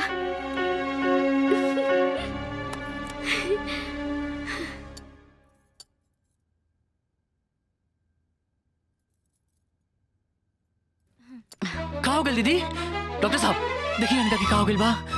मुकेश, हम ठीक बानी, बस मामूली सा चक्कर रहे। डॉक्टर साहब की कोनो जरूरत नहीं खे। हाँ, डॉक्टर की कोनो जरूरत नहीं खे। बाकी तोहरा के कहला से डॉक्टर के बुलावे के? हम बोलौनी माई। अब दीदी के तकलीफ हमरा से तनिको ना देखल गई। मुकेश, डॉक्टर की जरूरत नहीं खे। डॉक्टर आप जाइए। हाँ। अरे नाना दीदी, बीमारी के कबो छोट ना समझल जाला। कबो कबो छोट बीमारी बड़ हो जाला। हम कहनी ना, हम ठीक बानी। देखा दीदी, ऐसा मत कहा। मोना ठीक कहा तारी। हाँ। छोट मोट लापरवाही से भी ज्यादा नुकसान हो सकता। डॉक्टर साहब वो देखी ना दीदी के। पर मुकेश, हम ठीक बानी। देखी ना। मुकेश।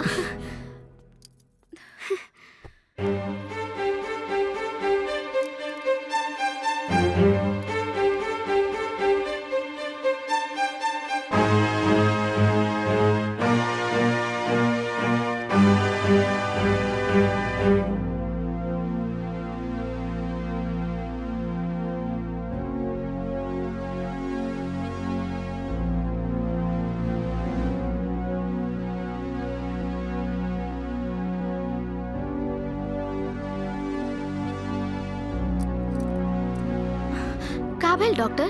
लक्ष्मी पेट से है।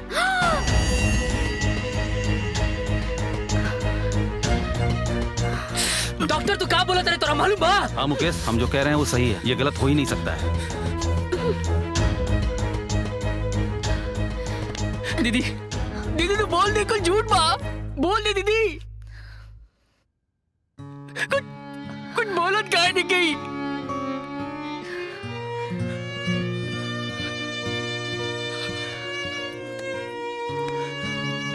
देख तू हमरा के बताओ, हम तो शादी करवाई बोले कैसे?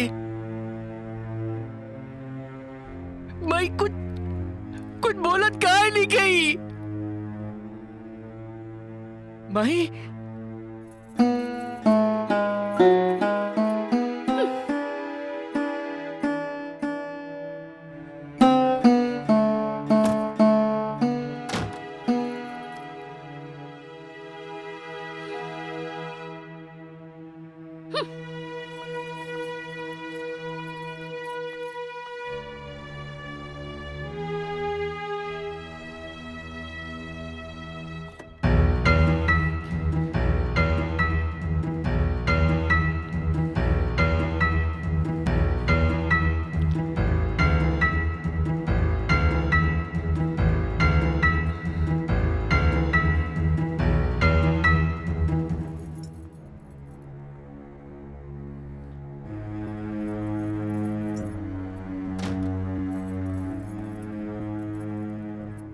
छी छी, तू ऐसन गंदा लड़की के देवी बतावत रहला।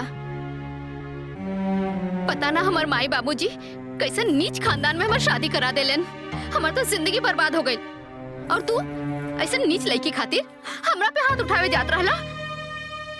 पता ना कहाँ से मुंह काला करवा के आइल हुई। अरे चुप हो जा मुना, हमार दिमाग ऐसे ही पगलाई बा। लगता कि कोनो पूरा सपना देख रहल बानी। सपना ना, हकीकत बा हकीकत। आज तो ये बात घर में बा, कल पूरा गांव जवार के पता चली, तब का होई? सुना,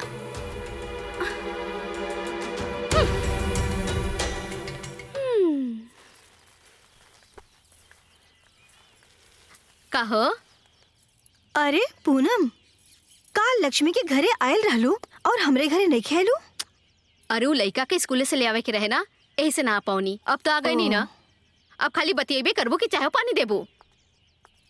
अरे मोना दुल्हन। हाँ जी चाची, यहाँ आवा।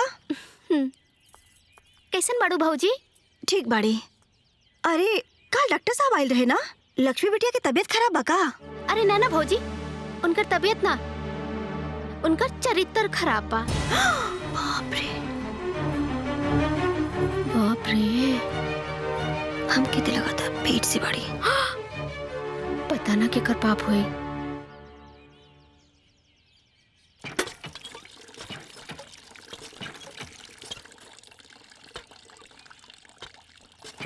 आजकल लोगन के पहचानल मुश्किल बा छपरा वाली भौजी।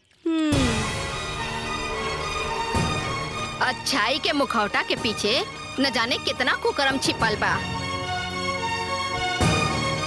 अरे घोर कलयुग आ गइल बा बनास वाली दुल्हन। अरे पाप तो मुड़ी पे चढ़ के नाचता।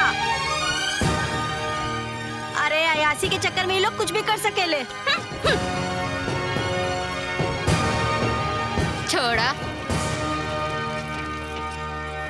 तहार संस्कारी लक्ष्मी महाकुग संस्कारी निकलल। क्या बात करता रहा? सही कहा तानी, पेट से बिया, पेट से। का? पेट से बिया? हाँ, जब हम गांव में घूमत रहनी तब हमरा के पता चलल कि ओकरे पेट में बच्चा बा।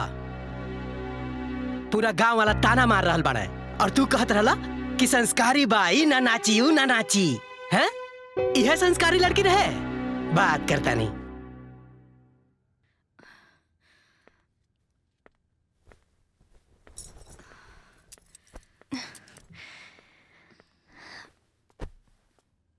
डॉक्टर साहब, सब ठीक तो बा ना? जी बिल्कुल, बच्चा सही है और उसका ग्रोथ भी अच्छा है। थोड़ा सा विशेष ध्यान देना पड़ेगा, खान पान का, रहन सहन का, मॉर्निंग वॉक, एक्सरसाइज, ये सब पर विशेष ध्यान देना पड़ेगा। और मैं इसके लिए थोड़ी सी कुछ दवाइयाँ, विटामिन्स लिख देता हूँ, उसको सही समय पर खिलाते रहिए।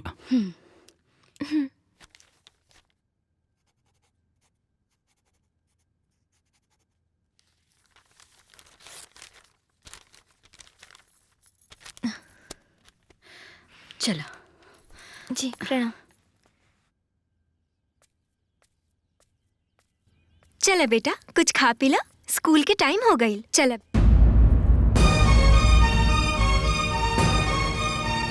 छी छी छी छी छी, इस सवेरे सवेरे कौन कुलच्छनी के मुंह दिखा देले भगवान। पता ना आज हमार पूरा दिन कैसे कटे। बरनी मारो कहाँ से आ जाले। ए बनी, चल यहाँ से पापी लोगन के सामने ना रहे के। चल भीतरी चल, न जाने कहाँ से आ जाले। हट, चल रे।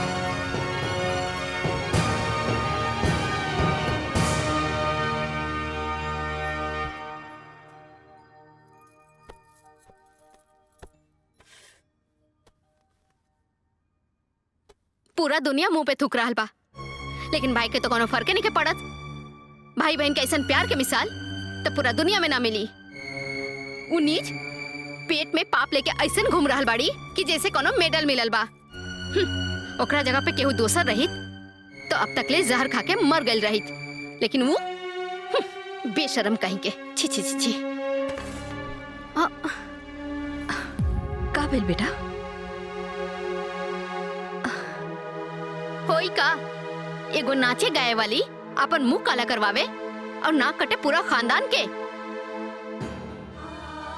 ई नीच की वजह से ई घर के सुख चैन सब खत्म हो गइल बा। हाँ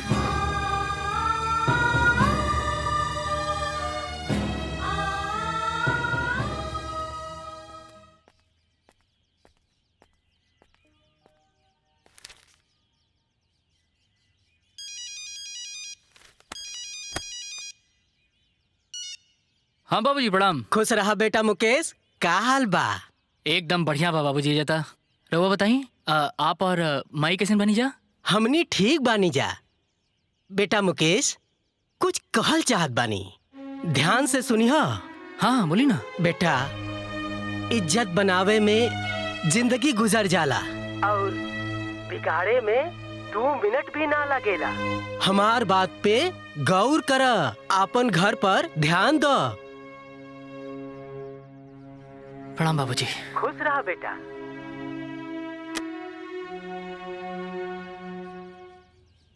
अब हमरा से बर्दाश्त नहीं के होत। तू अपना आपके काहे सजा दे रहल बाड़ू?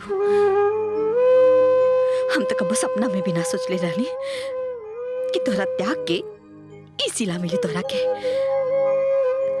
हम चाहता नहीं सबके सब कुछ बतावे। माई, हम अपना आपके सजा नहीं खे देते। हम बस उषा दीदी के दिहल वचन निभावता नहीं, और हमरा कोख में उनकर बच्चा पल रहल बा। ये बात केहू के पता ना चले के चाहे। अरे जब वचन लेवे वाला गायब बा तो केकरा खातिर वचन निभा रहल बाड़ू? आज गायब बा ना माई, लेकिन काले आ जाई तो का जवाब दे कि गायब रहला ए वजह से हम वचन भंग कर देनी। और ये मत भूलो माई कि आज मुकेश जिंदा बाड़ा तो बस वो लोग की वजह से।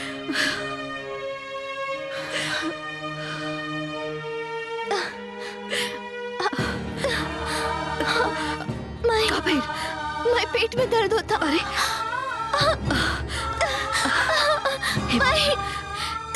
लागता लड़का होके के समय आ गई। तू धीरज रखा, हम मुकेश के बुला के लेके आवत आनी। तू धीरज रखा।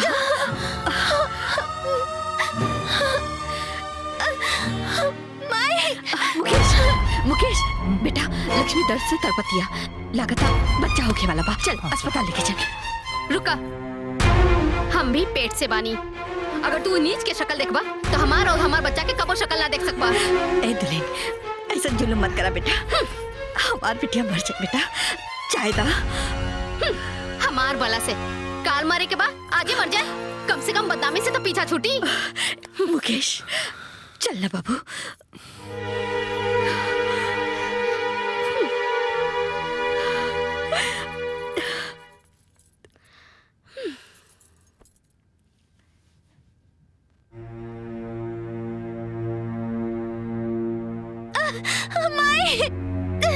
माई जल्दी आओ। बेटा तनी हमारी मदद कर दा, हमारी बिटिया बहुत तकलीफ। अरे हमके तो पहले से ही लेट होता। जाई रहुआ के और के देख ली। माई हमारी जान निकल जाए। माई भैया तनी हमारी मदद कर दा। अरे चाची सुना ना, अरे तनी सा मदद कर दा।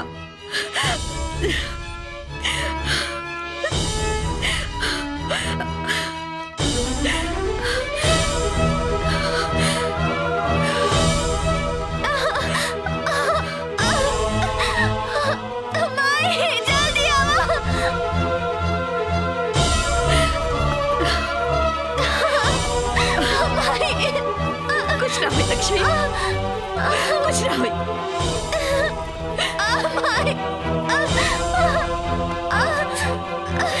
सब ठीक हो जाए बेटा, सब ठीक हो जाए। छठी मैया,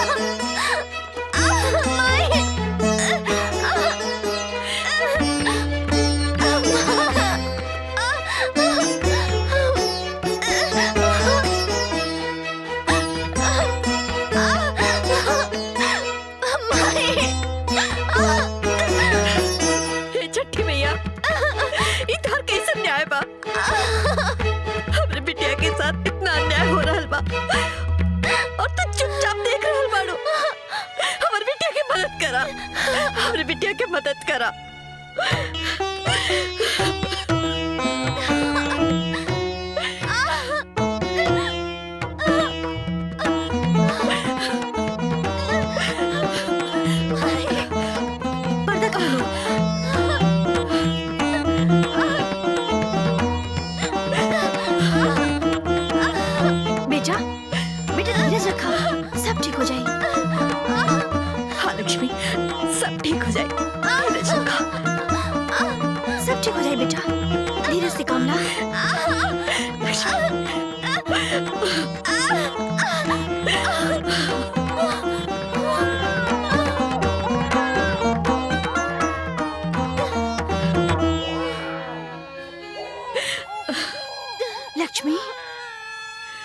भइल बा?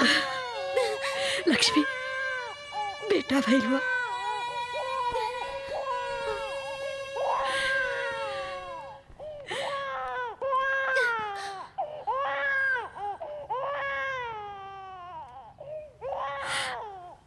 इला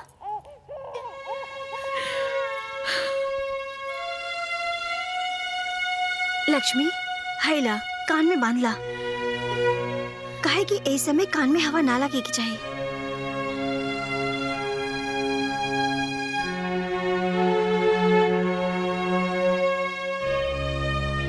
हम राव एहसान जिंदगी भर ना भुला पाए।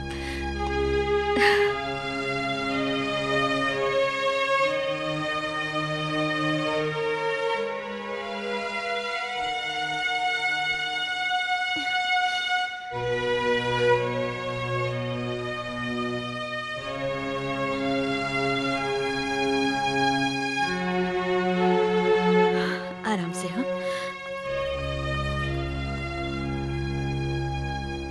कान खोल के सुन ली। ये उल्टा पापी ये घर में तना रही। दुल्हन ऐसे मत कहा। ऐसे हालत में लक्ष्मी कहाँ जाए? कहाँ जाए? काहे? ओकरे लगे जाए जेकर पाप तू लोग ढो रहल बाड़ा। मोना ठीक कहा तारी। इस शरीफ लोगन के गांव घर बा। ऐसा लोगन से पता ना का असर पड़ी। ए चुप करी रहुआ। जानकी बहन छोड़ द बिटिया के मुंह, नहीं तो छटा जेबू समाज से। सही बात बा।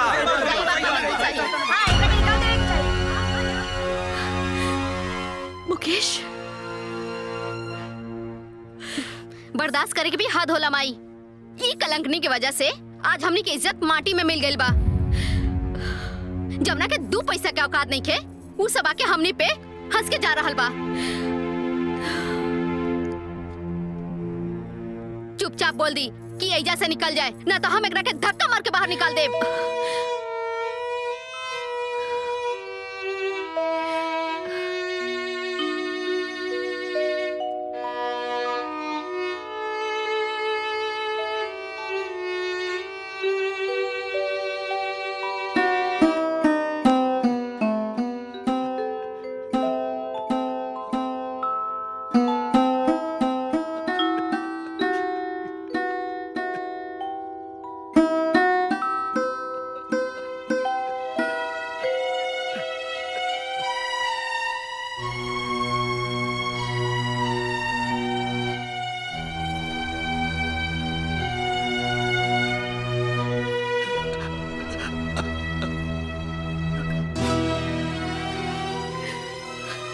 लक्ष्मी बेटा, तू अकेले ना छिपो।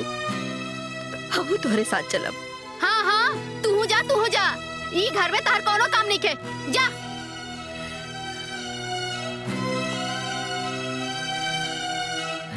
अरे रुका, इनकरा के भी ले जा। दिन रात गोड़ छोइया और खूब आशीर्वाद लिया। ये पहेज के सेवा हमरा से ना होई। लेके जा।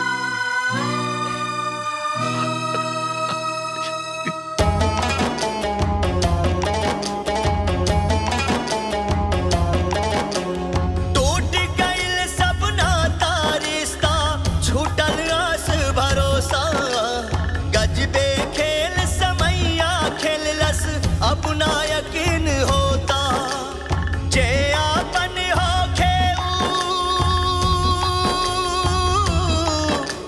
जे आपन होखे गैर से भी बढ़ जावे समैया रे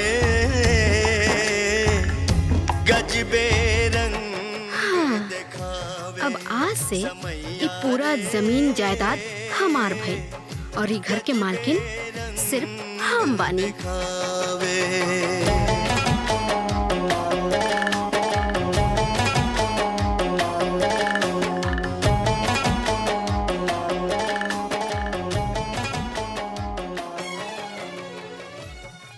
रुक जा।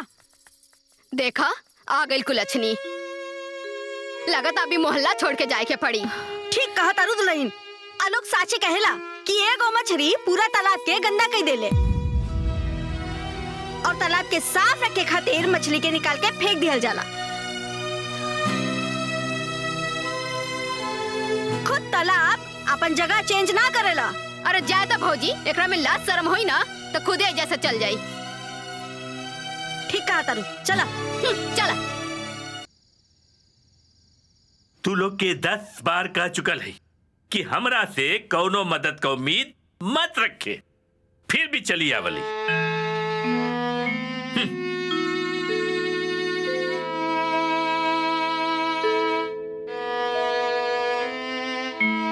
हे छठी मैया, तोरा रहते हमरा खातिर सब दरवाजा कैसे बंद हो सकेला?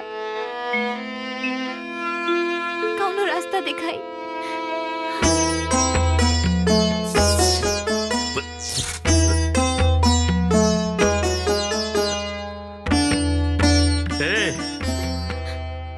एक मिनट रुक जा।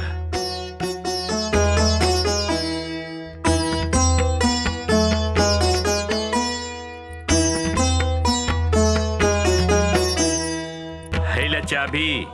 गांव के बहरे ना हमारे को घर खाली पड़ल है, वह जाकर रहा लोग।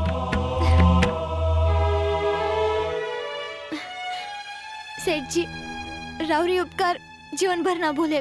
ठीक है ठीक है, बाकी हमसे और कोनो उम्मीद मत रखिए लोग। हाँ तो पता नहीं हमारे दिमाग में का हो गल कि हम तोरा के चाबी दे देली। जा यहाँ से, अब जा।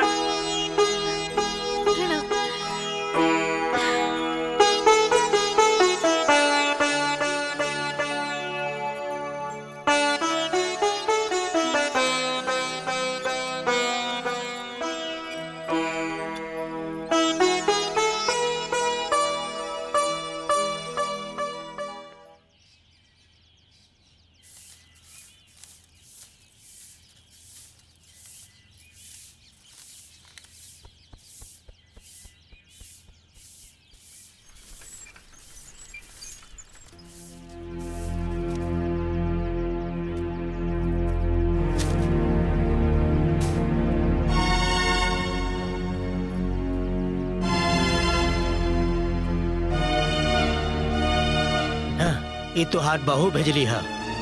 अब कहले बाड़ी कि लक्ष्मी के हमारे घर में कोनो सामान ना होके के चाहिए। दिवाकर, तू कौने जन्म के बदला लेला हमरे बिटिया से? हमरे बिटिया की जिंदगी बर्बाद कर देला।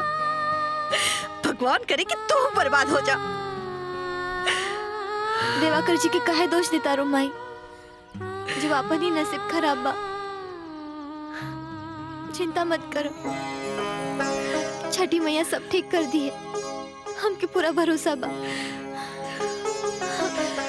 मैं हम कोनो छोट मोट नौकरी ढूंढ ले ताकि बाबूजी के दवाई के खर्चा और घर के खर्चा हम निकाल सके। तो चिंता मत करो।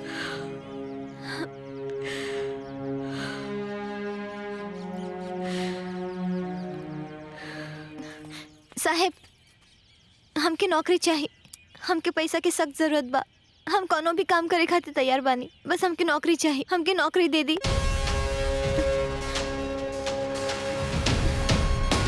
ई का करे तानी साहेब? फिलहाल तो हमरा लगे ये वो काम बा, हमके खुश कदा रकम जन तू कहा।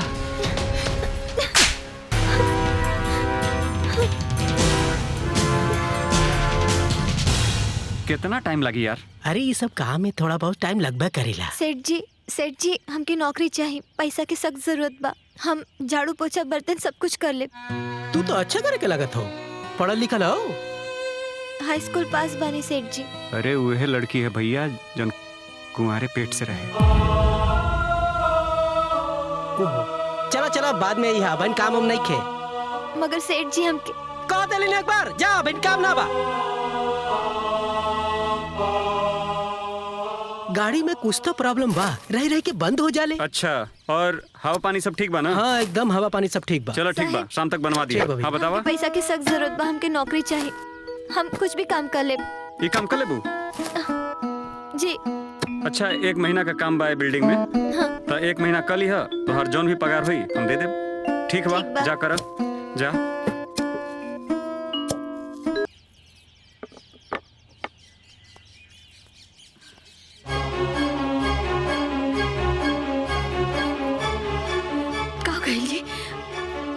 चिंता मत करी, सब ठीक हो जाए। लक्ष्मी कहीं भी है ना, ओकरा के कोनो काम मिल जाए और राउत दवाई ले आई हूँ।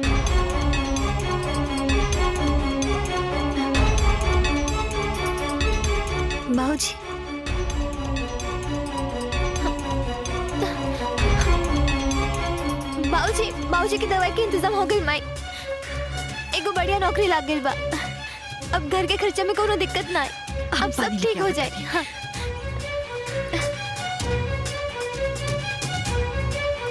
माई जल्दी। हाँ बाबूजी।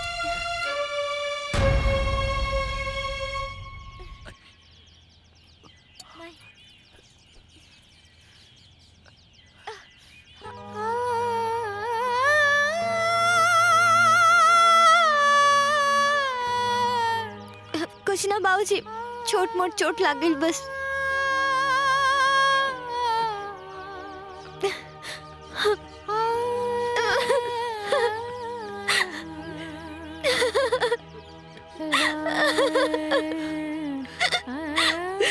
का छठी मैया, तोरे भक्ति के ये सिला हो जोन हाथ मेहंदी से लाल होके के सपना देख ली हो, उहे हाथ ईट पाथर के चोट से लाल बा।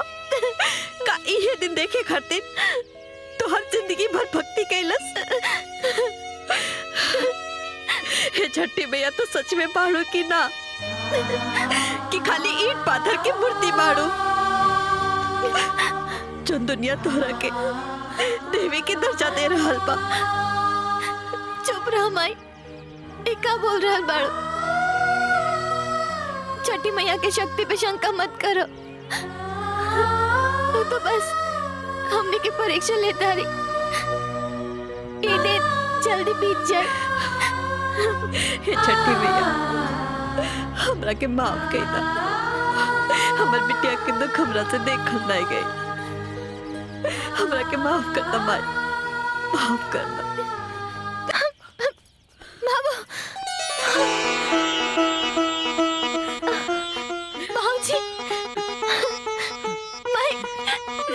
ठीक हो गई नहीं?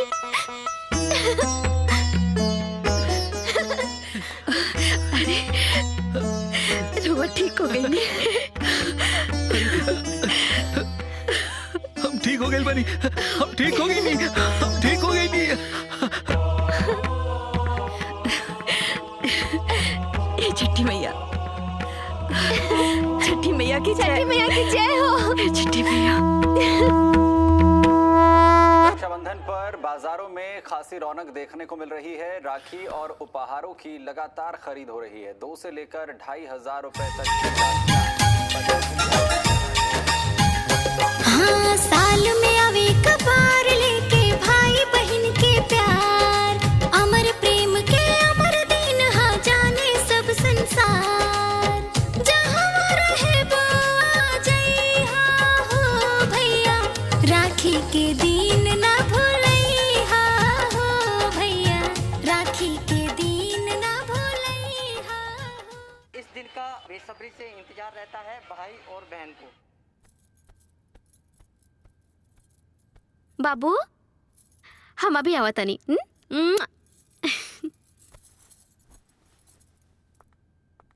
बच्चों के लिए कुछ खास राखियां हैं, आप जो तस्वीरों में देख पा रहे हैं, जो बहनें हैं, क्योंकि 3 दिन का अवकाश होने के चलते कुछ बहनें हैं अपने कह सकते हैं काहे ओकरा बारे में सोच के रउआ मूड खराब करत बानी? हमके अपन चचेरा भाई के राखी बांधे जाए के बा। रउआ हमारे साथे चली।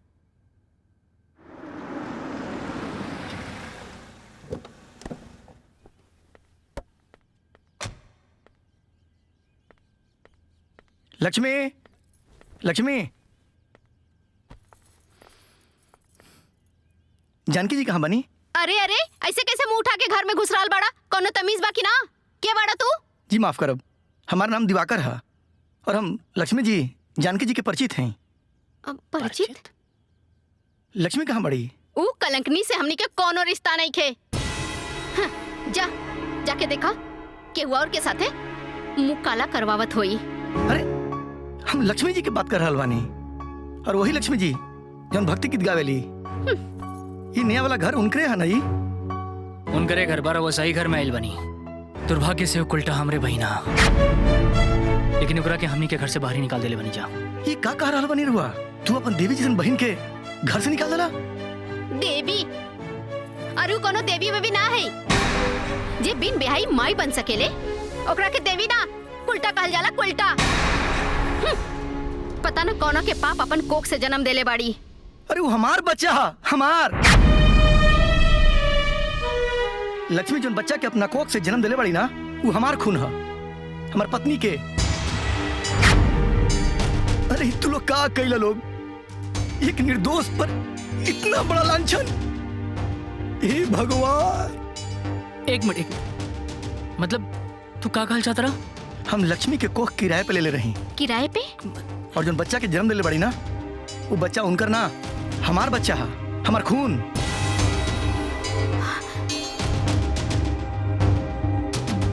तू कहीं सरोगेसी की बात तो नहीं करत? हाँ, तू सही समझ रहा बड़ा। सरोगेसी, हम वही सरोगेसी की बात कर रहा बानी। लक्ष्मी हमार बच्चा के सरोगेट माई बाड़ी। ये तू का बात करता रहा? दीदी सरोगेट माई काहे बनले? लेकिन तुहर जान बचावे खातिर, काहे कि तहर ऑपरेशन खातिर 10 लाख रुपया की जरूरत रहे, और हम सरोगेसी के बदले उनका का 10 लाख रुपया देले रही। और आज जब तू जिंदा बड़ा ना, आज वही पैसा के देना। लेकिन दीदी आखिर हमरा से झूठ काहे बोली? ये काहे कहली कि हमारा ऑपरेशन एगो एनजीओ की मदद से भइल बा?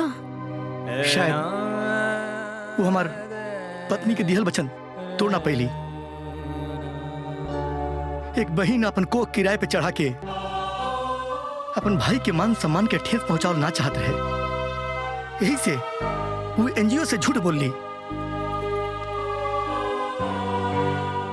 हमसे कहो गई, हमसे कहो गई,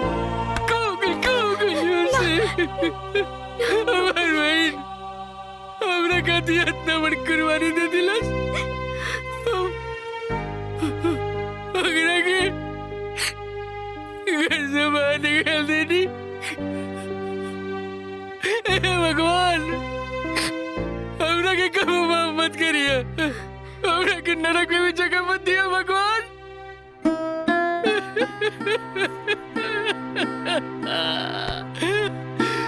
नरक में भी जगह मत दिया भगवान। समाज में गलती हो गई बा।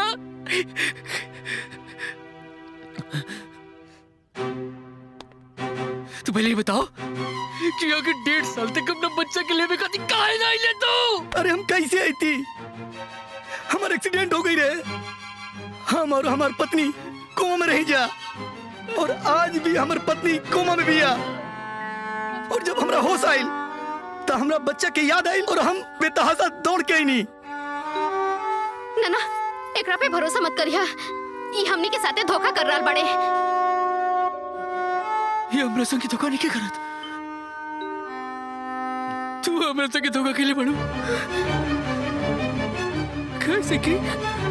अगर तू हमरा से झूठ ना कहती, हमरा पे भरोसा करी, तो हम अपना दीदी के बहुत नोट करती। लेकिन हमरा मालूम बा हमारी दीदी भी कहाँ हुई। हम अपने दीदी के पास जाइब, ओकरा के ढूंढब, ओकरा कोर्ट में पड़ब। हमरा के जरूर माफ कर दी, हमरा के जरूर माफ कर दी दीदी। मुकेश हे भगवान, ये हमरा से इतना बड़ा अनर्थ कैसे हो गया? माफ कर दी हमके। अरे महाराज का चिंता कर रहा बाड़ा? अरे लक्ष्मी से बढ़िया गायक दई ला तो के। ठीक है, हम बाद में बात करब, बतिया ले बात में। अरे बेटा तू लक्ष्मी के बारे में का सुना तनी बाबूजी? एकदम सही सुन ले बाड़ा। लक्ष्मी ना गलत रास्ता चुन ले बिया। लक्ष्मी और कोनो गलत रास्ता ना बाबूजी, ये बात हम कोनो कीमत पे ना मान सकेनी। ना मान सकेला तो जाके अपनी आँखी से देख ला ना। हमनी के जोन पुरनका घर हो वही में अपने दुधुआ बच्चा और अपने माँ बाप के साथ रह दिया। जाके कुछ देख ला।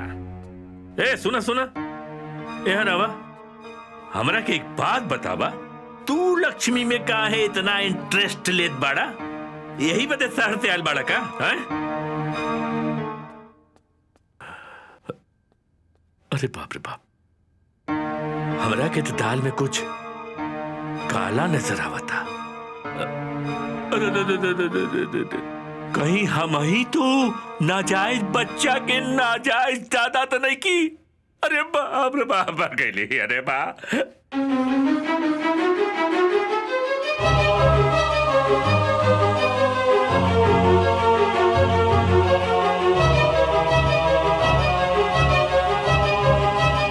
साल में आवे एक बार लेके भाई बहन के प्यार, अमर प्रेम के अमर दिन हो, जाने सब संसार।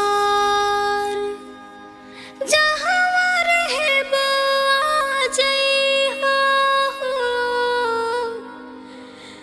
राखी के दिन ना भूलइहा हो ये भैया, राखी के दिन ना भूलइहा हो।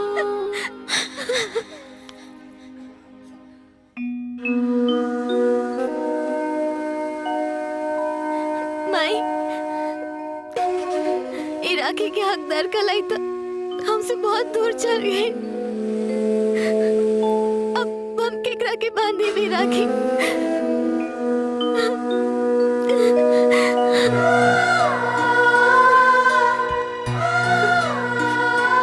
हाय के कलाई तो राखी बिना सुना बदी थी।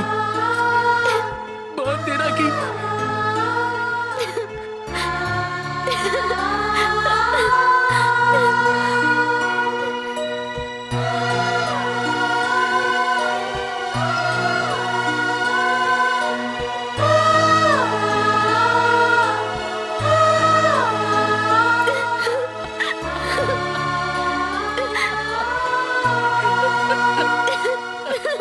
दीदी हमके माफ कर दे दीदी, हमके माफ कर दे दीदी, हमके माफ कर दे। हमसे माफ हो गई तू हमारी जान बचावे खातिर हमारी जिंदगी दांव पे लगा देली।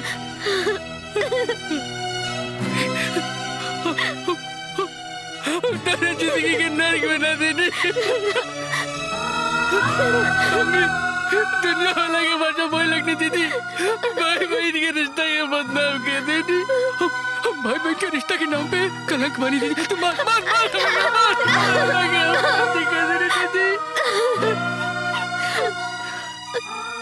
बहन के रिश्ता कती कलंक बनी। अल्लाह से बात बढ़ गलती हो गई। हमरा नींद भाई ना क्यों दुश्मन के भी न दे। ऐसे मत बोला।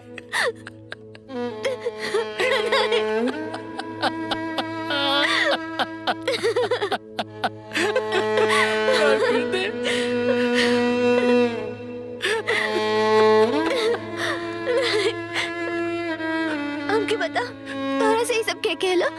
हम बते नहीं। हाँ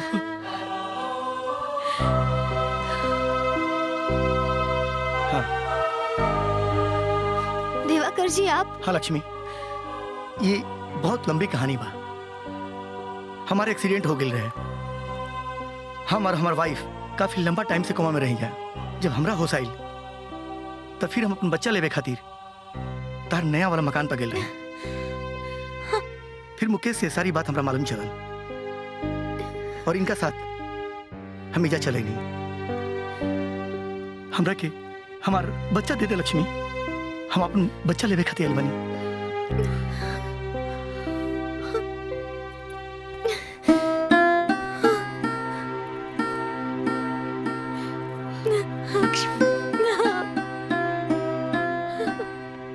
लक्ष्मी, बेटा केहू और के अमानत से मोह कैसन दे दो, दे दो।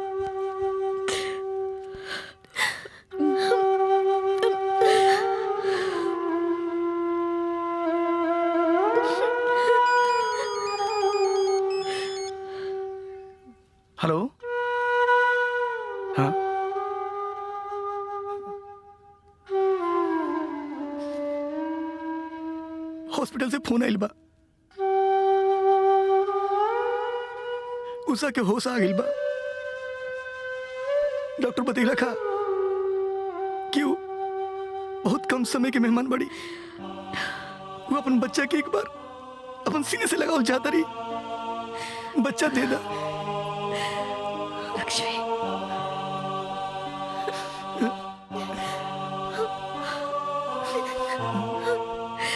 हम एक बार उषा के देखे के चाहता नहीं। आओ लक्ष्मी।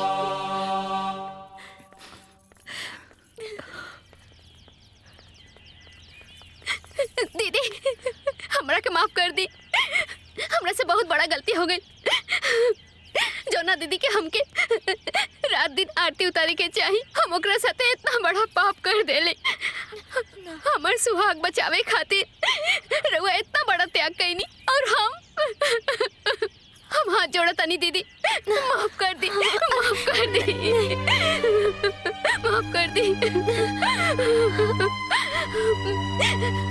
माई, माई हमरा के माफ कर दी। माई, हमसे बहुत बड़ा गलती हो गई। माई, माफ कर दी, हमके माफ कर दी।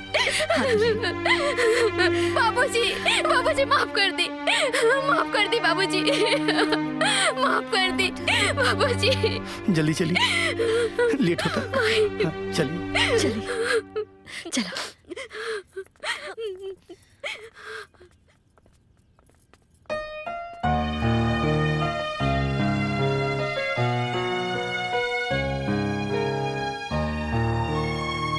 उषा, अपन मुन्ना उषा, अपन मुन्ना आइल बा उषा।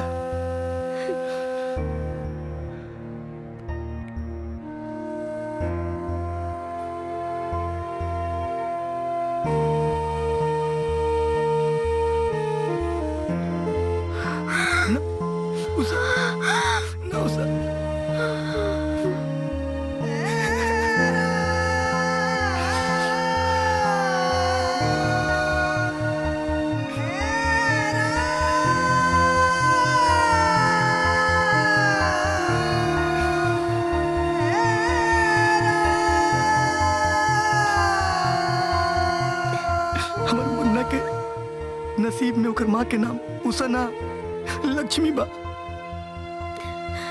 अब से एकर माई तू ही बड़ो, और एकर लालन पालन के जिम्मेदारी अब तहरे बा। जिंदगी बहुत लंबा बा, हमार बात माना। तू केहू के हाथ पकड़ ला लक्ष्मी। लक्ष्मी, हमके आज भी तुम्हार इंतजार बा।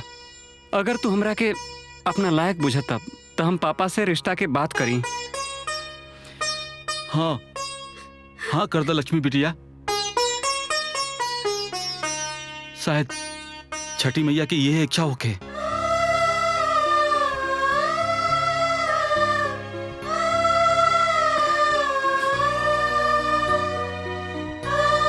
हाँ, हम अपने पापा के फोन करता नहीं। ए बेटा, फोन लगाए का कोनो जरूरत नहीं के। हम सब बात सुन लेनी। लक्ष्मी बिटिया सचमुच लक्ष्मी बिया, और हमें तोरे ऊपर गर्व है कि तू एकरा के अपना लेला। लक्ष्मी बिटिया, आज तक हम तोरे साथ जौन भी गलत व्यवहार कैनी, जौन गलत तोरा के बोली, ओकरा खातिर हमरा के माफ कर दिया, और लक्ष्मी के रूप में हमरे घरे आ जा।